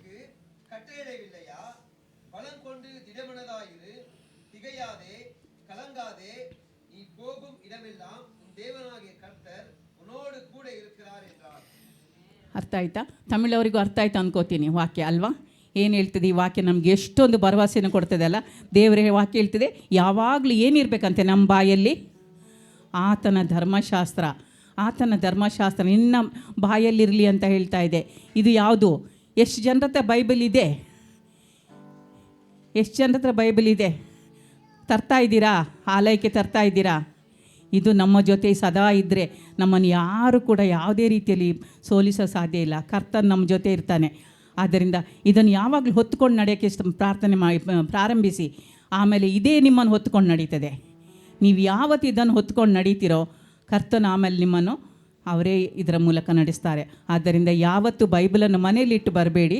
ದಯವಿಟ್ಟು ಬೈಬಲನ್ನು ಎತ್ಕೊಂಡು ಬಂದು ವಾಕ್ಯಗಳನ್ನು ಓದುವುದು ಮಾತ್ರ ಅಲ್ಲ, ಬೈಬಲನ್ನು ಹೊತ್ತುಕೊಂಡು ತಿರುಗಿ. ಪ್ರತಿಯೊಂದು ಸಮಯದಲ್ಲೂ ನಾನು ಜಂಬ ಕೇಳ್ತಾ ಇಲ್ಲ.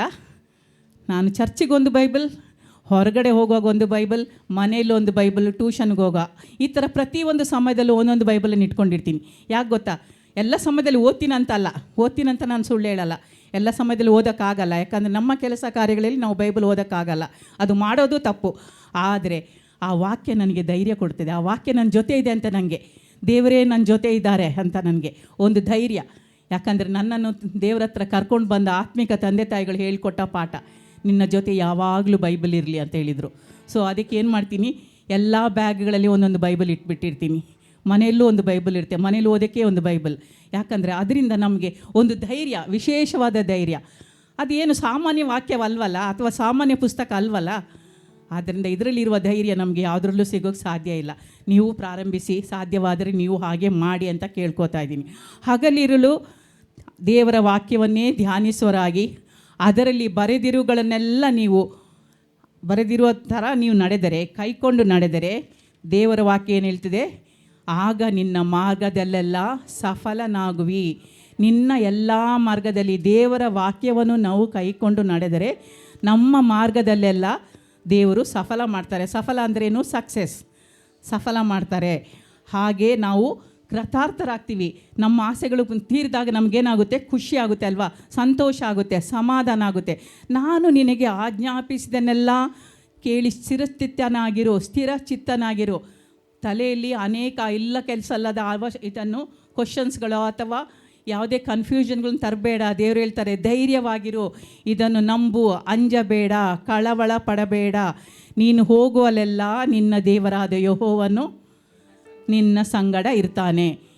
ನಾವು ಯಾವಾಗ ಇದರಲ್ಲಿರುವ ಎಲ್ಲವನ್ನು ನಾವು ಧ್ಯಾನಿಸಿದಾಗ, ದಿನಕ್ಕೆ ಜಾಸ್ತಿ ಆಗಲಿಲ್ಲದಿದ್ದರೂ ಕೂಡ 5 ವಾಕ್ಯಗಳನ್ನು ಪ್ರಾರಂಭಿಸಿ, 5 ವಾಕ್ಯಗಳನ್ನು ಬಾಯ್ಪಾಠ ಮಾಡೋಕ್ಕೆ ಪ್ರಾರಂಭಿಸಿ. ಆ 5 ವಾಕ್ಯಗಳನ್ನೇ ದಿನನಿತ್ಯನೂ ಹೇಳ್ತಾ ಇರಿ. ದಿನನಿತ್ಯ ಹೇಳ್ತಾ ಇದ್ದರೆ ನೀವು ವಾಕ್ಯದಲ್ಲಿ ಬೆಳೀತೀರ. ಕರ್ತನು ನಿಮ್ಮ ಜೊತೆ ಇದ್ದು ನಿಮ್ಮ ಎಲ್ಲ ಕಾರ್ಯಗಳನ್ನು, ನಿಮ್ಮ ಎಲ್ಲ ಸಮಸ್ಯೆಗಳನ್ನು ತೀರಿಸಿ ನಿಮ್ಮ ಕಾರ್ಯಗಳನ್ನು ಜಯಗೊಳಿಸಿಕೊಡ್ತಾರೆ. ಆಗ ದೇವರು ನಮ್ಮನ್ನು ಖಂಡಿತವಾಗಲೂ ಆತನು ನಡೆಸ್ತಿದ್ದಾನೆ ಅಂತ ನಮಗೂ ಅನುಭವಕ್ಕೆ ಬರುತ್ತೆ. ನಮ್ಮ ಕೆಲಸಗಳು ಸಕ್ಸಸ್ ಆಗುತ್ತೆ. Amen, amen. Praise Lord. God bless you. ಈಗ ನಾವು ಕೀರ್ತನೆ 119, 105ನೇ ವಾಕ್ಯವನ್ನು ನೋಡೋಣ. ರೆಫರೆನ್ಸಿಗೆ ಬರ್ಕೊಳ್ಳಿ ವಾಕ್ಯಗಳನ್ನು. ಮನೆಯಲ್ಲಿ ಹೋಗಿ ಧ್ಯಾನಿಸಿ. ಇನ್ನೂ ಹೆಚ್ಚಾಗಿ ಕರ್ತನು ನಿಮ್ಮನ್ನು ಆ ವಾಕ್ಯದಲ್ಲಿ ಆಶೀರ್ವದಿಸಲಿ ಅಂತ ಪ್ರಾರ್ಥನೆ ಮಾಡ್ತೀನಿ. ಕೀರ್ತನೆ 119, 105. ಸಾಮ್ಸ್ 119, 105.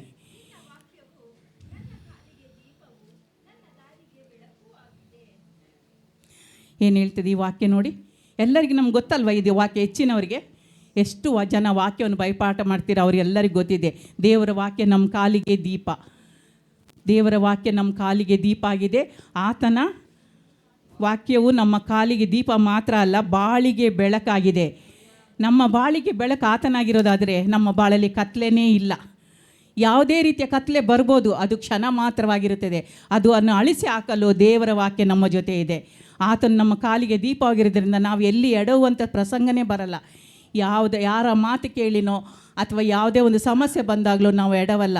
ನಾವು ಆತನಲ್ಲಿ ಸ್ಥಿರವಾಗಿರ್ತೀವಿ. ಯಾಕಂದರೆ ಆತನ ವಾಕ್ಯ ನಮ್ಮ ಕಾಲಿಗೆ ದೀಪ, ನಮ್ಮ ಬಾಳಿಗೆ ಬೆಳಕು. ವಾಕ್ಯವನ್ನು ಬಾಯ್ಪಾಠ ಮಾಡಿ. ಈ ವಾಕ್ಯಗಳೆಲ್ಲ ಎಷ್ಟೊಂದು ಅರ್ಥವುಳ್ಳದಾಗಿದೆ, ಎಷ್ಟೊಂದು ನಮ್ಮ ಜೀವನದಲ್ಲಿ ನಮಗೆ ಆಶೀರ್ವಾದಗಳನ್ನು ತಂದಿದೆ ಅಂತ ನಿಮಗೂ ಗೊತ್ತಿದೆ. ಅದನ್ನು ರೂಢಿ ಮಾಡ್ಕೊಳ್ಳಿ, ಬಾಯ್ಪಾಠ ಮಾಡ್ಕೊಳ್ಳಿ. ಅದನ್ನು ಪ್ರತಿನಿತ್ಯನೂ ಹೋಗುವಾಗ ಬರುವಾಗ ಕೆಲಸ ಕಾರ್ಯಗಳು ಮಾಡುವಾಗ ಹೇಳ್ಕೊಳ್ಳಿ. ಇದರಿಂದ ನಮಗೆ ದೇವರ ಆಶೀರ್ವಾದ ಜಾಸ್ತಿ ಆಗ್ತದೆ. ದೇವರು ಸದಾ ನಮ್ಮ ಜೊತೆಯಲ್ಲಿ ಇರ್ತಾನೆ ಅಂತ ಹೇಳ್ತೀನಿ. ದೇವರು ಸದಾ ನಮ್ಮನ್ನು ನಡೆಸುವಾತನಾಗಿದ್ದಾನೆ. ರೋಮನ್ 12ನೇ ಅಧ್ಯಾಯ 2ನೇ ವಾಕ್ಯ. ರೋಮನ್ಸ್ 12ನೇ ಅಧ್ಯಾಯ 2ನೇ ವಾಕ್ಯ. ರೋಮನ್ಸ್.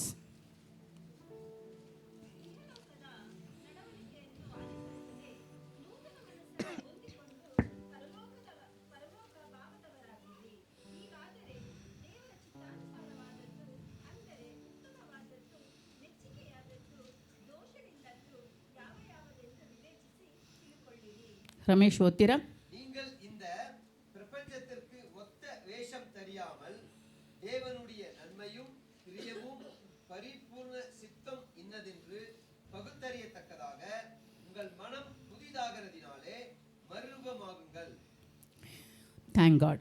ಏನು ಹೇಳ್ತೀವಿ ಈ ವಾಕ್ಯ? ನೀನು ಇಹಲೋಕದ ನಡವಳಿಕೆಯನ್ನು, ಅಂದರೆ ಭೂಲೋಕದ ನಡವಳಿಕೆ. ನಾವು ಭೂಲೋಕದ ನಡವಳಿಕೆ ನಮ್ಮಲ್ಲಿ ತುಂಬಾ ಇದೆ ಅಲ್ವಾ? ದೇವರ ನಡವಳಿಕೆಗಿಂತ ನಮ್ಮಲ್ಲಿ ಹೆಚ್ಚಾಗಿ ಮನುಷ್ಯರಲ್ಲಿ ಇಹಲೋಕದ ನಡವಳಿಕೆಗಳು ಇದೆ. ಇಲ್ಲ ಅಂತ ಹೇಳಿದರೆ ಸುಳ್ಳು. ಅದನ್ನು ಅನುಸರಿಸದೆ, ದೇವರು ಹೇಳ್ತಾರೆ, ಅದನ್ನು ಅನುಸರಿಸದೆ ನೀನು ನೂತನ ಮನಸ್ಸನ್ನು ಹೊಂದಿಕೊಂಡು, ಕರ್ತನಲ್ಲಿ ನಾವು ನೂತನ ಮನಸ್ಸನ್ನು ಹೊಂದಿಕೊಂಡು ಪರಲೋಕ ಭಾವದವರಾಗಿರಿ. ಯಾವಾಗಲೂ ದೇವರನ್ನು ಧ್ಯಾನಿಸಿ, ದೇವರ ಚಿತ್ತಕ್ಕೆ ಏನು ಅನುಸಾರನೋ, ದೇವರಿಗೆ ಯಾವುದು ಇಷ್ಟನೋ ಅದರ ಪ್ರಕಾರ ನಡೆಯಲು ನೀವು ನಡೆದುಕೊಳ್ಳಿ. ಆಗ ಅದು ಮೆಚ್ಚುಗೆ ಆಗ್ತದೆ. ಯಾರಿಗೆ? ದೇವರಿಗೆ ಮೆಚ್ಚುಗೆ ಆಗಿಬಿಟ್ಟು ದೋಷವಿಲ್ಲದಾಗಿದೆಯೋ ಹಾಗೂ ಯಾವುದು ಸರಿ, ಯಾವುದು ತಪ್ಪು, ಈ ನಾವು ಮಾಡ್ತಾ ಇರೋದ್ರಲ್ಲಿ ಯಾವುದು ಸರಿ, ಯಾವುದು ತಪ್ಪು ಅಂತ ನಮಗೆ ದೇವರು ತಿಳಿಸಿಕೊಡ್ತಾರೆ. ಯಾವಾಗ ನಾವು ನಮ್ಮ ಭೂಲೋಕದ ಎಲ್ಲ ಚಿಂತೆಗಳನ್ನು ಬಿಡೋದು ಮಾತ್ರ ಅಲ್ಲ, ಎಲ್ಲ ರೀತಿಯ ಇಚ್ಛೆಗಳನ್ನು ಕೂಡ ನಾವು ಬಿಡಬೇಕು. ಭೂಲೋಕಕ್ಕೆ ನಾವು ಸಂಬಂಧಪಟ್ಟಿದ್ದ ಭಾವದವರಾಗಿರದೆ, ಆ ಥರ ಒಂದು ಮನಸ್ಸಿನವರಾಗದೆ ಕರ್ತನ ಚಿತ್ತಕ್ಕೆ ನಮ್ಮನ್ನು ಒಳಪಡಿಸಬೇಕಂತ ಕರ್ತನಲ್ಲಿ ಕೇಳ್ಕೋಬೇಕು. ದೇವರ ಹತ್ರ ಮುಂಜಾನೆ ಎದ್ದಾಗ ನಾವು ಅದನ್ನೇ ಅರಿಕೆ ಮಾಡಬೇಕು. ಕರ್ತನೇ, ಈ ದಿನದಲ್ಲಿ ಎಲ್ಲ ಕಾರ್ಯಗಳು ನಿನ್ನ ಚಿತ್ತದ ಪ್ರಕಾರ ಆಗಲಿ, ನಿನ್ನ ಚಿತ್ತದಂತೆ ನಾನು ಯೋಚನೆ ಮಾಡಲು ನನಗೆ ಸಹಾಯ ಮಾಡು. ಪ್ರಾರ್ಥನೆ ಹಾಗೇ ಮಾಡ್ತೀವಿ ನಾವು ಬೆಳಿಗ್ಗೆ ಎದ್ದು ಕರ್ತನಲ್ಲಿ ದಿನನಿತ್ಯನೂ ನಾವು ಫ್ಯಾಮಿಲಿ ಪ್ರೇಯರಲ್ಲಾಗಲಿ ನಮ್ಮ ಪರ್ಸನಲ್ ಪ್ರೇಯರಲ್ಲಾಗಲಿ ಹಾಗೇ ಪ್ರಾರ್ಥನೆ ಮಾಡ್ತೀವಿ. ಕರ್ತನೆ, ನಮ್ಮ ಚಿತ್ತ ಬೇಡ ಕರ್ತನೆ, ಇದುವರೆಗೂ ನಾವು ಮಾಡಿದ ಎಲ್ಲ ತಪ್ಪುಗಳನ್ನು ನೀನು ಕ್ಷಮಿಸಿದ್ದಕ್ಕಾಗಿ ಸ್ತೋತ್ರ. ಈ ದಿನದಿಂದ ನನ್ನನ್ನು ಇನ್ನೂ ನೂತನಪಡಿಸು. ಇನ್ನೂ ಹೆಚ್ಚಾಗಿ ನಿನ್ನಲ್ಲಿ ನಾವು ಧ್ಯಾನವಾಗಲು, ನಿನ್ನಲ್ಲಿ ನಾವು ಸ್ಥಿರವಾಗಲು, ನಿನ್ನ ಭಾವದವರಾಗಿರಲು, ಅಂದರೆ ಪರಲೋಕದ ಭಾವದವರಾಗಿ ನಮ್ಮನ್ನು ಮಾರ್ಪಡಿಸು ದೇವರೇ ಅಂತ ನಾವು ಕೇಳ್ಕೊಳ್ಳೋಣ. ಪ್ರತಿಯೊಬ್ಬರೂ ಬೆಳಿಗ್ಗೆ ಎದ್ದು ಕೇಳ್ಕೊಳ್ಳಿ, ಕರ್ತನು ನಿಮ್ಮಲ್ಲಿ ಕಾರ್ಯ ಮಾಡ್ತಾನೆ. ಆಗ ದೇವರು ನಿಮ್ಮ ಎಲ್ಲ ಕಾರ್ಯಗಳಲ್ಲಿ ಖಂಡಿತವಾಗ್ಲೂ ಇದ್ದು ನಿಮ್ಮನ್ನು ಆಶೀರ್ವದಿಸ್ತಾನೆ ಅಂತ ನಾನು ಈ ವಾಕ್ಯದ ಮೂಲಕ ದೇವರು ನಿಮಗೆ ಹೇಳ್ತಾ ಇದ್ದೀನಿ. ನಮ್ಮ ಎಲ್ಲ ಬಲಹೀನತೆಯಲ್ಲಿ ಕರ್ತನು ನಮ್ಮನ್ನು ಹೇಗೆ ಬಲಪಡಿಸೋದು, ಆ ಶಕ್ತಿ ಎಲ್ಲಿಂದ ಬರ್ತದೆ, ನಮಗೆಲ್ಲ ಶಕ್ತಿ ಎಲ್ಲಿಂದ ಬರ್ತದೆ ಅಂತ ನೋಡೋಣ. ಸಾಮ್ಸ್ 18:2, ಕೀರ್ತನೆಗಳು 18:2. ಸಾಮ್ಸ್ 18:2 ಅಲ್ಲಿ ಎಲ್ಲ ಬಲಹೀನತೆಯಲ್ಲಿ ನಮಗೆ ಹೇಗೆ ದೇವರ ಶಕ್ತಿ ಬರೋಕ್ಕೆ ಸಾಧ್ಯ ಅಂತ ನಾವು ನೋಡೋಣ ವಾಕ್ಯದ ಮೂಲಕ.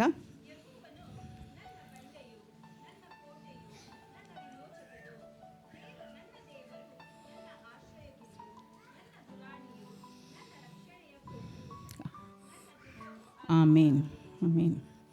கர்த்தர் என் கன்மலையும் என் கோட்டையும் என் இரட்சகரும் என் தேவனும் நான் நம்பியிருக்கிற என் துருகமும் என் கேடகமும் என் இரட்சணிய கொம்பும் என் உயர்ந்த அடைக்கலமுமாய் இருக்கிறார்.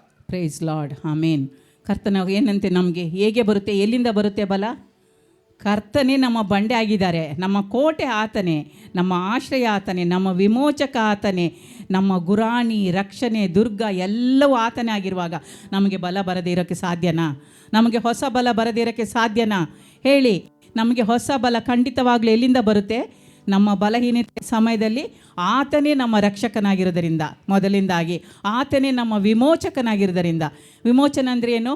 ನಮ್ಮ ಪಾಪಗಳೆಲ್ಲವನ್ನು ನಮ್ಮಿಂದ ತೆಗೆದು ಹಾಕಿದಾತನು, ನಮ್ಮ ಎಲ್ಲ ಶಾಪಗಳನ್ನು ನಮ್ಮಿಂದ ಮುರಿದಾತನು, ನಮ್ಮ ತಪ್ಪುಗಳನ್ನು ತಿದ್ದಿದಾತನು, ಅದೆಲ್ಲವನ್ನು ಆತನು ವಿಮೋಚಿಸಿದ್ದಾನೆ. ನಮ್ಮ ರಕ್ಷಣೆ ಆಗಿದ್ದಾನೆ, ದುರ್ಗ ಆಗಿದ್ದಾನೆ. ದುರ್ಗ ಅಂದರೆ ಏನು? ಸುತ್ತ ನಮಗಿರುವಂಥ ರಕ್ಷಣೆಯ ದುರ್ಗ, ಕೋಟೆ ಎಲ್ಲನೂ ಆತನೇ ಆಗಿದ್ದರಿಂದ ನಮ್ಮನ್ನು ಆತನು ನಮ್ಮ ಬಲಹೀನತೆಯಲ್ಲೇ ನಮ್ಮನ್ನು ಬಲಪಡಿಸಿ ನಮ್ಮನ್ನು ಆಶೀರ್ವದಿಸುವ ದೇವರಾಗಿದ್ದಾರೆ. ನಾವೆಲ್ಲರೂ ಇದನ್ನು ನಂಬಬೇಕು.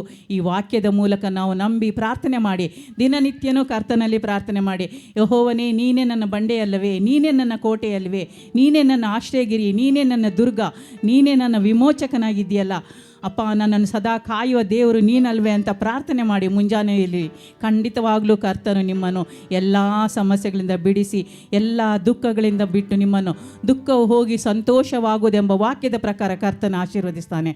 ಆ ಬಲಹೀನತೆಯಲ್ಲೇ ದೇವರು ಬಲವನ್ನು ಕೊಡ್ತಾರೆ.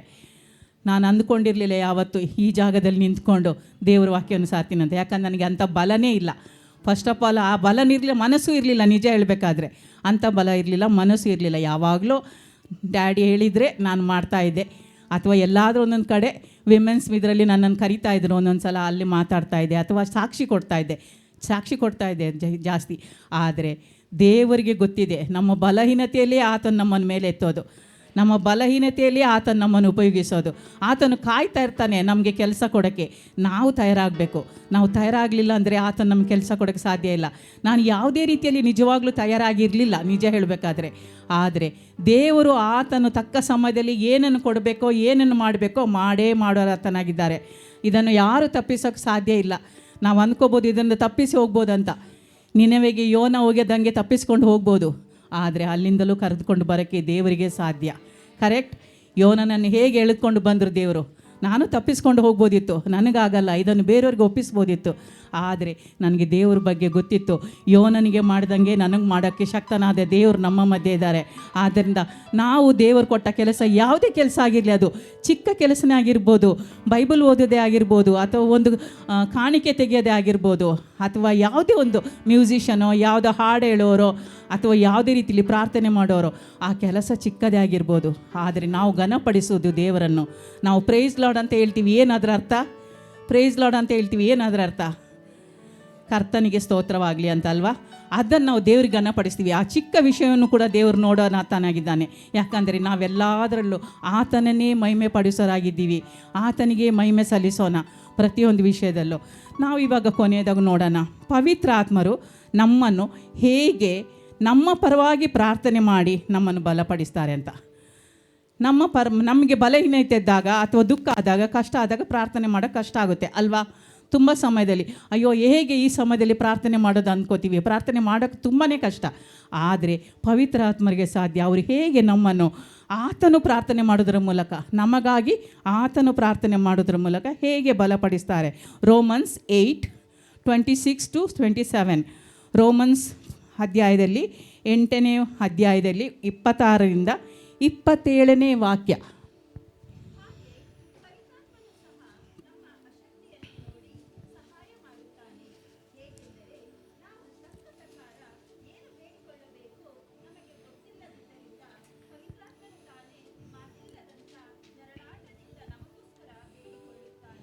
ಆಮೆನ್. ಹಲ್ಲೆಲೂಯಾ.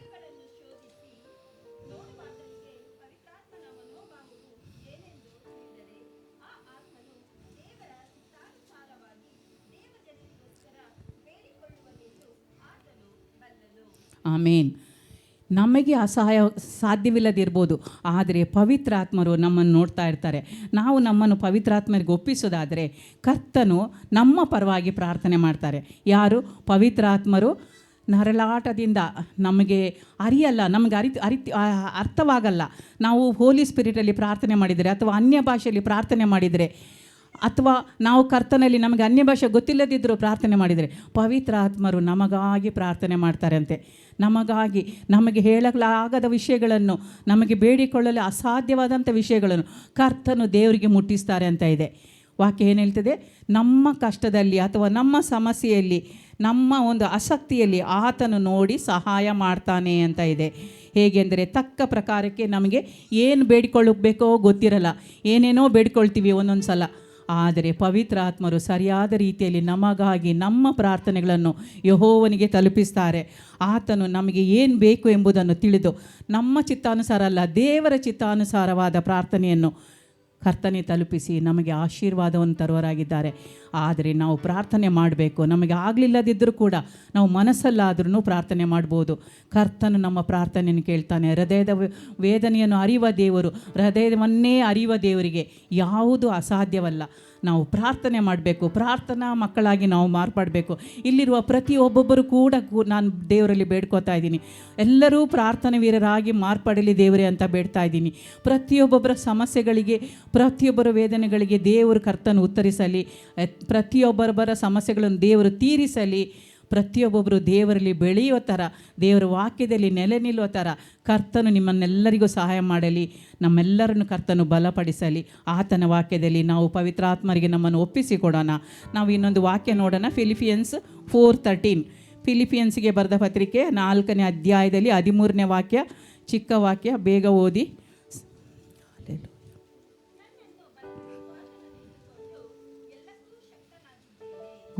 Price Lord. என்னை பலப்படுத்துகிற கிறிஸ்துவினாலே எல்லாவற்றையும் செய்ய எனக்கு பலன் உண்டு. ಆಮೇನ್. ನಾವು ಈ ವಾಕ್ಯವನ್ನು ಬಾಯ್ಪಾಠ ಮಾಡಬೇಕು. ನನ್ನನ್ನು ಬಲಪಡಿಸುವ ಆತನಲ್ಲಿದ್ದು. ಯಾರು ನಮ್ಮನ್ನು ಬಲಪಡಿಸುವುದು? ಪವಿತ್ರಾತ್ಮರು. ನಮ್ಮನ್ನು ಬಲಪಡಿಸಿದ ಯಾರು? ಪವಿತ್ರಾತ್ಮರು. ಪವಿತ್ರಾತ್ಮರು ನಮ್ಮಲ್ಲಿದ್ದುಕೊಂಡು ನಮ್ಮನ್ನು ಬಲಪಡಿಸ್ತಾರೆ. ಎಲ್ಲದಕ್ಕೂ ನಮ್ಮನ್ನು ಶಕ್ತರನ್ನಾಗಿ ಮಾಡ್ತಾರೆ. ನಮ್ಮ ಬಲಹೀನತೆಯಲ್ಲಿ ನಾವು ಪವಿತ್ರಾತ್ಮರನ್ನು ಆತ್ಕೋಬೇಕು. ನಾವು ಕರಿಬೇಕು, ಪವಿತ್ರಾತ್ಮರೇ ನನ್ನೊಳಗೆ ಇದ್ದೀರಲ್ಲ, ನೀವು ನನಗೆ ಈ ಸಮಯದಲ್ಲಿ ಸಹಾಯ ಮಾಡಿ. ನನ್ನಲ್ಲಿ ಬಲ ಇಲ್ಲ, ನನ್ನಲ್ಲಿ ಬುದ್ಧಿ ಇಲ್ಲ, ಜ್ಞಾನ ಇಲ್ಲ ಕರ್ತನೆ, ನೀನೇ ಎಲ್ಲವೂ ಆಗಿದ್ದೀಯಾ ನನಗೆ. ನೀನೇ ನಮ್ಮನ್ನು ನಡೆಸು, ನೀನು ನಮ್ಮನ್ನೆಲ್ಲದಕ್ಕೂ ಶಕ್ತರನ್ನಾಗಿ ಮಾಡು ಅಂತ ಕೇಳ್ಕೊಳ್ಳಿ ಕರ್ತನ ಹತ್ರ. ಕರ್ತನು ಅದನ್ನು ಮಾಡಲು ಶಕ್ತನಾದ ದೇವರು. ಆಮೇನ್. ಐಸಾಯ ರೆಫರೆನ್ಸ್ಗೆ ಬರ್ಕೊಳ್ಳಿ. ಐಸಾಯ 40:29. ನಾವಿನ್ನೊಂದು ಕೊನೆ ವಾಕ್ಯವನ್ನು ನೋಡೋಣ.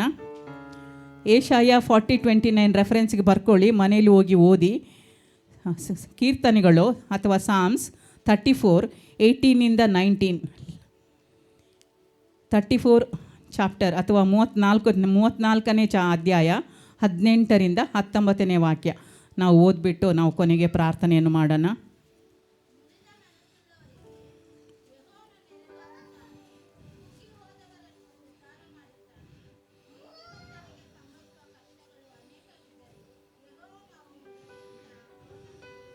ஆமென். நறுங்குண்ட இதயம் உள்ளவர்களுக்கு கர்த்தர் சமீபமாயிருந்து நறுங்குண்ட ஆவி உள்ளவர்களை ரட்சிக்கிறார். வரும் துன்பங்கள் அநேகமாயிருக்கும். கர்த்தர் அவை எல்லாவற்றிலும் நின்று அவனை விடுவிப்பார். ಆಮೇನ್, ಪ್ರೈಸ್ ಲಾರ್ಡ್. ಮುರಿದ ಮನಸ್ಸುಳ್ಳವರಿಗೆ ದೇವರು ನೆರವಾಗುತ್ತಾನೆ ಅಂತ ಇದೆ. ಯೆಹೋವನು ಅವರನ್ನು ಉದ್ಧಾರ ಮಾಡ್ತಾನೆ. ಯಾರು ಮುರಿದ ಮನಸ್ಸುಳ್ಳವರಂದರೆ ಕೋಪಿಷ್ಟರ ಅಥವಾ ತಪ್ಪು ಮಾಡೋರ ಅಲ್ಲ. ಮುರಿದ ನಮ್ಮ ಮನಸ್ಸುಗಳು ಹೃದಯ ಮುರಿದಿರುತ್ತದೆ, ತುಂಬ ದುಃಖವಾಗಿರ್ತದೆ, ತುಂಬ ಕಷ್ಟವಾಗಿದೆ, ಯಾರಲ್ಲಿ ಏನನ್ನು ಹೇಳಿಕೊಳ್ಳೋಕ್ಕೆ ಅಸಾಧ್ಯವಾದದಂತ ನಮ್ಮ ಹತ್ರ ಇದೆ. ಸಾಕಷ್ಟು ಸಾಲ ಇದೆ, ಸಾಕಷ್ಟು ನೋವುಗಳಿದೆ, ಸಾಕಷ್ಟು ಮನೆಯಲ್ಲಿ ಸಮಸ್ಯೆ ಇದೆ, ಅಥವಾ ಕೆಲಸದಲ್ಲಿ ಸಮಸ್ಯೆ ಇದೆ, ಅಥವಾ ದೇಹದಲ್ಲಿ ಕಾಯಿಲೆ ಇರ್ಬೋದು. ಆವಾಗ ನಮ್ಮ ಹೃದಯ ಮುರಿದಿರುತ್ತದೆ, ನಮ್ಮಲ್ಲಿ ನಮ್ಮ ಮನಸ್ಸು ಸ್ಥಿಮಿತವಾಗಿರಲ್ಲ, ನಮಗೆ ಹತೋಟಿ ತೆಗೆದುಕೊಳ್ಳೋಕ್ಕಾಗಲ್ಲ. ಆಗ ದೇವರು ಏನು ಮಾಡ್ತಾರಂತೆ ಹೇಳಿ, ವಾಕ್ಯ ನೋಡಿ ಏನು ಹೇಳ್ತಾರೆ? ಕುಗ್ಗಿ ಹೋದವರನ್ನು ದೇವರು ಉದ್ಧಾರ ಮಾಡುವವನಾಗಿದ್ದಾನೆ. ನಮ್ಮನ್ನು ಉದ್ಧಾರ ಮಾಡೋದು ಮಾತ್ರ ಅಲ್ಲ, ನಮಗೆ ಎಲ್ಲ ಸಮಯದಲ್ಲಿ ನೆರವಾಗ್ತೀನಿ ಅಂತ ಹೇಳ್ತಾರೆ. ದೇವರು ವಾಕ್ಯ ಹೇಳ್ತಿದೆ, ಮುರಿದ ಹೃದಯಗಳನ್ನು ಕಟ್ಟುವ ಆತನು, ಜಜ್ಜಿದ ದಂಟನ್ನು ಸರಿಪಡಿಸುವ ಆತನು ನಾನೇ ಆಗಿದ್ದೇನೆ ಅಂತ. ನಮ್ಮ ಹೃದಯ ಯಾವಾಗ ಮುರಿದಿರುತ್ತದೋ ಆವಾಗಲೇ ನಾವು ಕರ್ತನಲ್ಲಿ ಆತುಕೊಳ್ಳೋದಾದರೆ ಆತನು ಅದನ್ನು ಸರಿಪಡಿಸಲು ಶಕ್ತನಾಗಿದ್ದಾನೆ. ಆ ನೋವುಗಳನ್ನೆಲ್ಲ ತೀರಿಸಿ ಆತನ ಸಂತೋಷವನ್ನು ಆತನು ನಮಗೆ ದಯಪಾಲಿಸ್ತಾನೆ. ಆದ್ದರಿಂದ ನಾವು ಯಾವಾಗಲೂ ಕರ್ತನಲ್ಲಿ ಆತ್ಕೊಳ್ಳೋಣ. ನೀತಿವಂತನಿಗೆ, ಕೊನೆಯ ವಾಕ್ಯ, ನೀತಿವಂತನಿಗೆ ಸಂಭವಿಸುವ ಕಷ್ಟಗಳು ಅನೇಕ ಇರಬಹುದು. ಅನೇಕ ಸಲ ನಾವು ಯೋಚಿಸ್ತೀವಲ್ಲ, ನಮಗೆ ಯಾಕೆ ಈ ಥರ ಆಯಿತು, ನಮಗೆ ಯಾಕೆ ಈ ಥರ ಆಯಿತು. ನಾವು ಎಷ್ಟೊಂದು ರೀತಿಯಲ್ಲಿ ದೇವರಿಗೆ ನ್ಯಾಯವಾಗಿದ್ದೀವಲ್ಲ, ಎಲ್ಲ ಸಮಯದಲ್ಲೂ ದೇವರಿಗೆ ನ್ಯಾಯವಾಗಿರಬೇಕು ಅಂತ ನಾವು ಬಯಸ್ತೀವಲ್ಲ, ನ್ಯಾಯವಾಗೇ ಮಾತಾಡ್ತೀವಲ್ಲ, ಒಳ್ಳೆಯದನ್ನೇ ಮಾಡ್ತೀವಲ್ಲ, ಅನೇಕ ಜನಗಳಿಗೆ ಉಪಕಾರ ಮಾಡಿದ್ದೀವಲ್ಲ, ಅನೇಕ ಜನಗಳ ಕಷ್ಟವನ್ನು ಪರಿಹರಿಸಿದ್ದೀವಲ್ಲ ಅಂತ ನಾವು ಅಂದ್ಕೋಬೋದು. ಆದರೆ ದೇವರು ಹೇಳ್ತಾರೆ, ನೀತಿವಂತನಿಗೆ ಸಂಭವಿಸುವ ಕಷ್ಟಗಳು ಅನೇಕವಿದ್ದರೂ ಕೂಡ ಆತನು ಅವೆಲ್ಲವುಗಳಿಂದ ನಮ್ಮನ್ನು ಬಿಡಿಸ್ತಾನೆ. ಆದ್ದರಿಂದ ಯಾರು ಕೊರಗಬೇಕಾಗಿಲ್ಲ. ಈ ದಿನದಲ್ಲಿ ಯಾರು ಯಾವುದೇ ವಿಷಯಕ್ಕಾಗಿ ಕೊರಗಬೇಕಾಗಿಲ್ಲ. ನಾನು ನ್ಯಾಯವಾಗೇ ಎಲ್ಲವನ್ನು ದೇವರಿಗೆ ಸಲ್ಲಿಸ್ತೀನಲ್ಲ, ಬೈಬಲ್ ಓದ್ತೀನಿ, ಕಾಣಿಕೆ ಕೊಡ್ತೀನಿ, ಬೇರೆಯವ್ರಿಗೆ ಉಪಕಾರ ಮಾಡ್ತೀನಿ, ಬೇರೆಯವರ ಕಷ್ಟದಲ್ಲಿ ಸಹಾಯ ಮಾಡ್ತೀನಿ, ನಮಗೆ ಯಾಕೆ ಈ ಸಂಭವಿಸ್ತು ಅಂತ. ಆದರೆ ದೇವರು ಹೇಳ್ತಾರೆ, ನಮ್ಮನ್ನು ಅವೆಲ್ಲವುಗಳಿಂದ ಕರ್ತನು ಬಿಡಿಸಲು ಶಕ್ತನಾದ ದೇವರು ನಮ್ಮ ಮಧ್ಯೆ ಇದ್ದಾನೆ. ಈ ಸಮಯದಲ್ಲಿ ನಮ್ಮ ಪವಿತ್ರಾತ್ಮರು ನಮ್ಮನ್ನು ಸದಾ ಯಾವತ್ತೂ ಕೈ ಬಿಡೋದಿಲ್ಲ ಅಂತ ವಾಗ್ದಾನ ಮಾಡಿದ್ದಾರೆ. ಅಪ್ಪ ಅಮ್ಮ ಕೈ ಬಿಟ್ಟರು, ನಾನು ನಿಮ್ಮನ್ನು ಕೈ ಬಿಡಲಾರನಂತ ಹೇಳಿದ ದೇವರು ಇದುವರೆಗೂ ನಮ್ಮ ನಡೆಸಿದ ಆತನು ಇನ್ನು ಮುಂದೆಯೂ ನಡೆಸುವ ಆತನಾಗಿದ್ದಾನೆ. ಯಾಕಂದರೆ ಆತನು ಹೇಳಿದ್ದಾನೆ, ಕುಗ್ಗಿ ಹೋದವರನ್ನು ನಾನು ಕೈ ಬಿಡೋದಿಲ್ಲ, ಉದ್ಧಾರ ಮಾಡ್ತೀನಿ ಅಂತ. ನಾವು ಯಾವತ್ತು ಕುಗ್ಗಿ ಹೋಗಿರ್ತೀವೋ ಆಗಲೇ ಕರ್ತನ ಬಲ ನಮ್ಮ ಮೇಲೆ ಬರ್ತದೆ. ನಾವು ಮಾಡಬೇಕಾದು ಒಂದೇ, ಆತನ ವಾಕ್ಯದಲ್ಲಿ ಧ್ಯಾನವಿರಿಸಬೇಕು. ಆತನ ವಾಕ್ಯಗಳನ್ನು ನಾವು ಯಾವತ್ತೂ ಧ್ಯಾನವಿಟ್ಟು ಓದಿ ಅದನ್ನು ಮನನ ಮಾಡ್ಕೋಬೇಕು. ಆಗ ಆತನು ನಮ್ಮನ್ನು ಯಾವತ್ತೂ ಕೈ ಬಿಡೋದಿಲ್ಲ. ಆತನ ಆಜ್ಞೆಗಳ ಪ್ರಕಾರ ನಾವು ನಡೆಯೋದಾದರೆ ದೇವರು ನಮ್ಮನ್ನು, ನಾವು 100 ಸಲ ಕೆಳಗೆ ಬಿದ್ದರೂ ಕೂಡ ಮೇಲೆತ್ತಲು ಶಕ್ತನಾಗಿದ್ದಾನೆ. ನಾವು ಕೆಳಗಡೆ ಬೀಳ್ಬೋದು, ನಮಗೆ ಅನೇಕರು ಅವಮಾನ ಮಾಡ್ಬೋದು, ಅನೇಕರು ನಮ್ಮನ್ನು ನೋಯಿಸ್ಬೋದು, ಏನೇನೋ ಹೇಳಿಬಿಟ್ಟು. ಕೆಲವರು ಹೇಳಿದರು, ನಿಮ್ಮ ಹಸ್ಬೆಂಡ್ನ ನೀವು ಹಾಗೆ ಸಾಯಕ್ಕೆ ಬಿಟ್ಟಿರಲ್ಲ ಅಂತ ಹೇಳಿದರು. ನಮಗೆ ಮಾತ್ರ ಗೊತ್ತು ನಾವು ಏನು ನೋವು ಅನುಭವಿಸಿದ್ವಿ, ನಾವು ಯಾವ ಥರ ಅವರಿಗಾಗಿ ಪ್ರಾರ್ಥನೆ ಮಾಡಿದ್ವಿ, ಹೇಗೆ ಅವ್ರ ಜೊತೆ ಇದ್ವಿ, ಎಷ್ಟು ಸಲ ಅವರಿಗೆ ಆಸ್ಪತ್ರೆಗೆ ಹೋಗೋಣ ಅಂತ ಕೇಳ್ಕೊಂಡಿದ್ದೀವಿ, ಎಷ್ಟು ಸಲ ಬಲವಂತ ಮಾಡಿದ್ವಿ ಅಂತ ನಮಗೆ ಮಾತ್ರ ಗೊತ್ತು. ಆದರೆ ದೇವರು ಆತನ ಚಿತ್ತವನ್ನು ನೆರವೇರಿಸೋನು. ನಮ್ಮ ಯಾವುದೇ ಪ್ರಾರ್ಥನೆಗಳನ್ನು ಆತನ ಕೇಳ್ತಾನ. ಯಾವಾಗ ಕೇಳ್ತಾನೆ? ಆತನ ಸಮಯದಲ್ಲಿ ಆತನು ಏನು ಮಾಡಬೇಕು ಅದನ್ನು ಮಾಡೋ ಆತನಾಗಿದ್ದಾನೆ. ನಾವು ಅದನ್ನು ತಡೆ ಮಾಡೋಕ್ಕೆ ಸಾಧ್ಯ ಇಲ್ಲ. ನಮ್ಮ ಪ್ರಾರ್ಥನೆ ಇರ್ಬೋದು, ಆತನಿಗೆಲ್ಲ ಗೊತ್ತು, ನಮ್ಮ ನೋವು ಗೊತ್ತು, ಕಷ್ಟ ಗೊತ್ತು, ಎಲ್ಲನೂ ಗೊತ್ತು. ಆತನಿಗೆ ಗೊತ್ತಿರಲಿಲ್ವಾ ಈ ಆಲಯದಲ್ಲಿ ಕುರ್ಬನಾಗಿರುವ ಆತನನ್ನು ನಾನು ತೆಗೆದುಕೊಂಡು ಹೋಗ್ಬೋದಾ ಬೇಡವಾ ಅಂತ? ಆತನಿಗೆಲ್ಲ ಗೊತ್ತಿತ್ತು. ಆತನು ಗೊತ್ತಿದ್ದೇ ಎಲ್ಲ ಕಾರ್ಯಗಳನ್ನು ಮಾಡುವ ಆತನು ಸರಿಯಾದ ಸಮಯಕ್ಕೆ ಸರಿಯಾದ ತೀರ್ಪನ್ನು ತಗೊಳ್ಕೊಳ್ಳೋನು ಆತನೊಬ್ಬನೇ. ನಾವು ಯಾರೂ ನಮಗೆ ಸರಿಯಾದ ತೀರ್ಪು ತಗೊಳ್ಳೋಕ್ಕೆ ಸಾಧ್ಯ ಇಲ್ಲ. ಕರ್ತನೊಬ್ಬನಿಗೆ ಮಾತ್ರ ಎಲ್ಲನೂ ಸಾಧ್ಯ. ನಾವು ಈ ಮುಂಜಾನೆ ವೇಳೆಯಲ್ಲಿ ಎದ್ದು ನಿಂತುಕೊಳ್ಳೋಣ, ಕರ್ತನಲ್ಲಿ ನಮ್ಮನ್ನು ಒಪ್ಪಿಸಿಕೊಡೋಣ. ಕರ್ತನ ಬಲ ನಮ್ಮಲ್ಲಿ ಬರಲಿ, ಕರ್ತನ ವಾಕ್ಯಗಳು ನಮ್ಮಲ್ಲಿ ಸ್ಥಿರವಾಗಲಿ. ಆತನು ನಮ್ಮೆಲ್ಲರ ನಾವು ಕುಗ್ಗಿ ಹೋಗಿರುವ ಪ್ರತಿಯೊಬ್ಬ ಹೃದಯಗಳನ್ನು ಆತನ ಈ ಸಮಯದಲ್ಲಿ ಕಟ್ಟಲಿ ಅಂತ ಪ್ರಾರ್ಥಿಸ್ತೇನೆ. ನಾನು ಕರ್ತನ ಅದ್ಭುತಗಳನ್ನು ಮಾಡಲಿ. ನಿಮ್ಮ ಜೀವನದಲ್ಲಿ, ಕಷ್ಟದಲ್ಲಿ, ನೋವಿನಲ್ಲಿ, ಸಮಸ್ಯೆಯಲ್ಲಿ, ಕಾಯಿಲೆಯಲ್ಲಿ, ನಿಮ್ಮ ಎಲ್ಲ ರೀತಿಯ ಒಂದೊಂದು ಸಮಸ್ಯೆಗಳಲ್ಲೂ ಕರ್ತನಿದ್ದು ಅದನ್ನು ಬಿಡಿಸಿ ನಿಮ್ಮನ್ನು ವಿಮೋಚಿಸಿ ಕಳಿಸಲಿ ಅಂತ ಪ್ರಾರ್ಥಿಸ್ತೀನಿ. ನಾನು ಕರ್ತನ ಹತ್ರ ಕರ್ತನ ಪ್ರತಿಯೊಂದು ಸಮಯದಲ್ಲಿ ನಮ್ಮ ಜೊತೆ ಇದ್ದು ನಡೆಸಲಿ, ನಮ್ಮನ್ನು ಯಾವತ್ತೂ ಕೈ ಬಿಡದಿರಲಿ. ಪವಿತ್ರಾತ್ಮರು ನಮ್ಮ ಶಕ್ತಿಯನ್ನು ನೋಡಿ ಆ ಸಮಯದಲ್ಲಿ ಸಹಾಯ ಮಾಡ್ತಾರಂತ ಆತನ ವಾಕ್ಯ ಹೇಳ್ತದೆ. ಆ ಪ್ರಕಾರ ಆತನ ನಮಗೆ ಸಹಾಯ ಮಾಡಲಿ. ಯಾಕಂದರೆ ನಾವು ಮನುಷ್ಯ ಮಾತ್ರದವರು, ನಮ್ಮಲ್ಲಿ ಬಲಹೀನತೆಗಳಿರುವುದೇನೋ ನಿಜ. ಆದರೆ ಆತನ ನಮ್ಮಲ್ಲಿ ಬಂದಾಗ ನಮ್ಮ ಬಲಹೀನತೆಗಳೆಲ್ಲ ಮಾರ್ಪಡ್ತದೆ, ಆತನ ಶಕ್ತಿಯಾಗಿ ಮಾರ್ಪಡ್ತದೆ. ಪ್ರಾರ್ಥನೆ ಮಾಡಿ ಎಲ್ಲರೂ ಬಾಯಿ ತೆರೆದ ಕರ್ತನಲ್ಲಿ ಕೇಳ್ಕೊಳ್ಳಿ. ಪವಿತ್ರಾತ್ಮರೇ ನಿಮಗೆ ಸ್ತೋತ್ರ ರಾಜ. ಅಪ್ಪ, ನೀನು ವಾಕ್ಯಗಳ ಮೂಲಕ ಜನಗಳನ್ನು ಬಲಪಡಿಸಿದಕ್ಕಾಗಿ ಸ್ತೋತ್ರ. ಅವರ ವೇದನೆಗಳನ್ನು ನೀಗಿದಕ್ಕಾಗಿ ಸ್ತೋತ್ರ ರಾಜ. ಅವರ ದುಃಖಗಳನ್ನು ಕರ್ತನೆ ನೀನು ಸಂತೋಷವಾಗಿ ಮಾರ್ಪಡಿಸಿದಕ್ಕಾಗಿ ನಿನಗೆ ಸ್ತೋತ್ರ ಸಲ್ಲಿಸ್ತಾ ಇದ್ದೀವಿ. ಪವಿತ್ರಾತ್ಮ ದೇವರೇ, ಒಂದೊಂದು ಕುಗ್ಗಿದ ಹೃದಯಗಳನ್ನು ನೀನು ಈ ಸಮಯದಲ್ಲಿ ಕರ್ತನೆ ಉದ್ಧಾರ ಮಾಡುವ ಆತನಾಗಿದ್ದೀಯಾ. ಅಪ್ಪ, ಅವರನ್ನು ಕರ್ತನೆ ನಡೆಸಿಕೊಂಡು ಹೋಗಿದಾತನ ಇಷ್ಟು ದಿವಸ, ಇನ್ನು ಮುಂದೆಯೂ ನೀನು ನಡೆಸಿ ಅವರಿಗೆ ಬೇಕಾದನ್ನು ದಯಪಾಲಿಸಿಕೊಡು ಕರ್ತನೆ. ಅಪ್ಪ, ನಿನ್ನನ್ನು ಕಾಣುವಂಥ ಕೃಪೆಯನ್ನು ಪ್ರತಿಯೊಬ್ಬರಿಗೂ ದಯಪಾಲಿಸು ರಾಜ. ಅವರ ಜೀವನದಲ್ಲಿ ಪ್ರತಿಯೊಂದು ಸಮಸ್ಯೆಗಳನ್ನು ನಿವಾರಿಸಿ ನೀನು ಕರ್ತನೆ ಅವರನ್ನು ಅಪ್ಪ ನಿನ್ನ ನಾಮಕ್ಕೆ ಯೋಗ್ಯವಾಗಿ ಜೀವಿಸುವ ಹಾಗೆ, ನಿನ್ನ ಆಜ್ಞೆಗಳಿಗೆ ವಿಧೇಯರಾಗುವ ಹಾಗೆ ಕೃಪೆ ಮಾಡೋದಕ್ಕಾಗಿ ನಿನಗೆ ಸ್ತೋತ್ರ. ಅವರ ಬಲಹೀನತೆಯಲ್ಲೇ ನೀನು ಬಲಪೂರ್ಣನಾಗಿ ಬಾ ಕರ್ತನೆ. ಏಸಪ್ಪ, ಅಪ್ಪ, ಏನು ಕಷ್ಟನೋ ಏನು ದುಃಖವೋ ನನಗೆ ಗೊತ್ತಿಲ್ಲ ರಾಜ, ನಿನಗೆಲ್ಲವೂ ತಿಳಿದಿದೆ ಕರ್ತನೆ. ನಿನ್ನ ಮುಂದೆ ಈ ಮುಂಜಾನೆ ವೇಳೆಯಲ್ಲಿ ಇಡ್ತಾ ಇದ್ದೀವಿ ಕರ್ತನೆ. ಯಾರ ಸಮಸ್ಯೆಗಳು ಏನೇ ಆಗಿರ್ಬೋದು, ಅದು ನಿನಗಿಂತ ದೊಡ್ಡದಲ್ಲ ರಾಜ. ನೀನು ಅದೆಲ್ಲವನ್ನು ಕರ್ತನೆ ನಿಭಾಯಿಸಲು ಶಕ್ತನಾದ ದೇವರು, ಸರ್ವಶಕ್ತನಾದ ದೇವರೇ ನಿನಗೆ ಸ್ತೋತ್ರ ರಾಜ. ನೀನು ಒಂದೊಂದು ಜನರನ್ನು, ಇಲ್ಲಿ ಬಂದಿರೋ ಒಂದೊಂದು ಅಕ್ಕ ತಂಗಿಯರನ್ನು, ಒಂದೊಂದು ಅಣ್ಣ ತಮ್ಮಂದಿರನ್ನು, ಒಂದೊಂದು ಮಕ್ಕಳನ್ನು, ಒಂದೊಂದು ಅಪ್ಪ ಅಮ್ಮರನ್ನು ಕರ್ತನೆ ನೀನು ಮುಟ್ಟಿ ಆಶೀರ್ವದಿಸು ಅಂತ ಬೇಡ್ತಾ ಇದ್ದೀವಿ. ಪ್ರತಿಯೊಬ್ಬೊಬ್ಬರನ್ನು ಆಶೀರ್ವದಿಸು ರಾಜ. ಅಪ್ಪ, ಅವರ ತಲೆಯಿಂದ ಕಾಲ ಬುಡದವರಿಗೆ ನಿನ್ನ ಪರಿಶುದ್ಧ ರಕ್ತ ಇಳಿಲಿ ರಾಜ. ಕರ್ತನೆ, ಕಲ್ವಾರಿ ಶಿಲುಬೆಯಲ್ಲಿ ಹಿಡಿದ ಪರಿಶುದ್ಧ ರಕ್ತ ಈ ಸಮಯದಲ್ಲಿ ಒಬ್ಬೊಬ್ಬರ ಮೇಲೆ ತೊಟ್ಟಿಕ್ಕುವುದಕ್ಕಾಗಿ ಸ್ತೋತ್ರ ರಾಜ. ಪ್ರತಿಯೊಬ್ಬೊಬ್ಬರು ಕಾಯಿಲೆಯಿಂದ ಬಂದವರು ಬಿಡುಗಡೆ ಹೊಂದಿ ಹೋಗಲಿ ಎಸಪ್ಪ. ದುಃಖದಲ್ಲಿರುವವರು ಕರ್ತನೆ ಸಂತೋಷದಿಂದ ಹೊರಡಲಿ ರಾಜ. ಪ್ರತಿಯೊಬ್ಬೊಬ್ಬರು ನಿನ್ನನ್ನು ಹೊಂದಿಕೊಂಡು ಹೋಗಲಿ ಕರ್ತನೆ. ನೀನು ಅವ್ರ ಜೊತೆ ಇದ್ದರೆ ಅವರಿಗೆ ಏನು ಬೇಡ ಏಸಪ್ಪ. ನೀನು ಅವ್ರ ಜೊತೆ ಇದ್ದಾಗ ಎಲ್ಲವೂ ಅವ್ರಿಗೆ ಸಿಗುತ್ತೆ ಏಸಪ್ಪ. ಹಾಗೇ ಮಾಡಿದಕ್ಕಾಗಿ ನಿನಗೆ ಸ್ತೋತ್ರ. ನಮ್ಮೆಲ್ಲರ ನಂಬಿಕೆಯನ್ನು ಹೆಚ್ಚಿಸಿದಕ್ಕಾಗಿ ಸ್ತೋತ್ರ ರಾಜ. ನಿನಗೆ ಎಲ್ಲ ಮಹಿಮೆ, ನಿನಗೆ ಎಲ್ಲ ಸ್ತುತಿ ರಾಜ, ನಿನಗೆ ಎಲ್ಲ ಘನ, ಎಲ್ಲವೂ ಯೇಸು ಕ್ರಿಸ್ತನ ಪರಿಶುದ್ಧೋಳ್ಳ ನಾಮದಲ್ಲಿ ನಮ್ಮ ಪರಲೋಕ ತಂದೆಯೇ, ಆಮೇನ್. ನಾವೆಲ್ಲರೀಗ ನಮ್ಮ ತಲೆ ಕೈಟು ಪ್ರಾರ್ಥನೆ ಮಾಡೋಣ. ನಾವಿಲ್ಲಿ ಕೇಳಿದ ವಾಕ್ಯಗಳು ಮತ್ತು ನಾವು ಬೇಡಿದ ಪ್ರಾರ್ಥನೆಗಳು ನಮ್ಮೆಲ್ಲರಿಗೂ ಯೇಸು ಕ್ರಿಸ್ತನ ನಾಮದಲ್ಲಿ ದಕ್ಕುವುದಕ್ಕಾಗಿ ಪ್ರತಿಯೊಬ್ಬೊಬ್ಬರು ನಾವು ತಲೆ ಕೈಟು ಪ್ರಾರ್ಥನೆ ಮಾಡೋಣ. ಪರಿಶುದ್ಧಾತ್ಮರೇ ನಿಮಗೆ ಸ್ತೋತ್ರ ರಾಜ. ಅಪ್ಪ, ನಾವಿಲ್ಲಿ ಕೇಳಿದ ವಾಕ್ಯಗಳು ಬರೀ ವಾಕ್ಯಗಳಾಗಿರದೆ ಅದು ನಮ್ಮ ಜೀವನವನ್ನು ಬದಲಾಯಿಸುವಂಥದ್ದಾಗಲಿ ಕರ್ತನೆ, ನಮ್ಮನ್ನು ನಡೆಸುವಂಥದ್ದಾಗಲಿ, ನಮ್ಮನ್ನು ತಿದ್ದುವಂಥದ್ದಾಗಲಿ ರಾಜ. ಅಪ್ಪ, ನಮ್ಮ ಶಾಪಗಳನ್ನು ಮುರಿದಂಥದ್ದಾಗಲಿ ಕರ್ತನೆ. ಏಸಪ್ಪ, ನಿನ್ನ ವಾಕ್ಯದಲ್ಲೇ ನಮ್ಮನ್ನು ಬಲಪಡಿಸು. ನಿನ್ನ ವಾಕ್ಯದವನ್ನೇ ಧ್ಯಾನಿಸುವಂತೆ ನಮಗೆ ಸಮಯ ಅವಕಾಶಗಳನ್ನು ಒದಗಿಸಿಕೊಡು. ನಿನ್ನ ವಾಕ್ಯಗಳನ್ನು ಓದಿದಾಗ ಕೇಳಿದಾಗ ಅದು ನಮ್ಮ ಕಿವಿಯಲ್ಲಿ ಹೃದಯದಲ್ಲಿ ಶಾಶ್ವತವಾಗಿ ನೆಲೆಸಲಿ ಕರ್ತನೆ. ನಿನ್ನ ಆಜ್ಞೆಗಳಿಗೆ ವಿಧೇಯರಾಗಿ ನಿನ್ನ ನಾಮಕ್ಕೆ ಮಹಿಮೆ ತರುವರಾಗಿ ನಾವು ಬದುಕಲು ಸಹಾಯ ಮಾಡು. ನಮ್ಮೆಲ್ಲರನ್ನು ಕರ್ತನೆ ನೀನು ಕಷ್ಟಗಳಿಂದ, ದುಃಖಗಳಿಂದ, ಸಮಸ್ಯೆಗಳಿಂದ ಬಿಡುಗಡೆ ಮಾಡಿದ್ದಕ್ಕಾಗಿ ಸ್ತೋತ್ರ ರಾಜ. ಪ್ರತಿಯೊಬ್ಬೊಬ್ಬರು ಈ ಸಮಯದಲ್ಲಿ ನಿನ್ನ ಕೃಪೆಯಿಂದ ತುಂಬಿದಕ್ಕಾಗಿ ಸ್ತೋತ್ರ. ನಿನ್ನ ಕೃಪೆಯೇ ಸಾಕು ಕರ್ತನೆ, ನಿನ್ನ ಕೃಪೆಯೇ ನಮಗೆ ಸಾಕು, ನಿನ್ನ ಕೃಪೆಯೇ ನಮಗೆ ಸಾಕು. ಪವಿತ್ರಾತ್ಮರೇ, ನಿಮಗೆ ಎಲ್ಲ ಘನ ಮಾನ ಮಹಿಮೆ ಸ್ತುತಿ ಸ್ತೋತ್ರ ಯೇಸುವಿನ ನಾಮದಲ್ಲಿ ನಮ್ಮ ಪರಲೋಕ ತಂದೆಯೇ, ಆಮೇನ್. Thank you Jesus.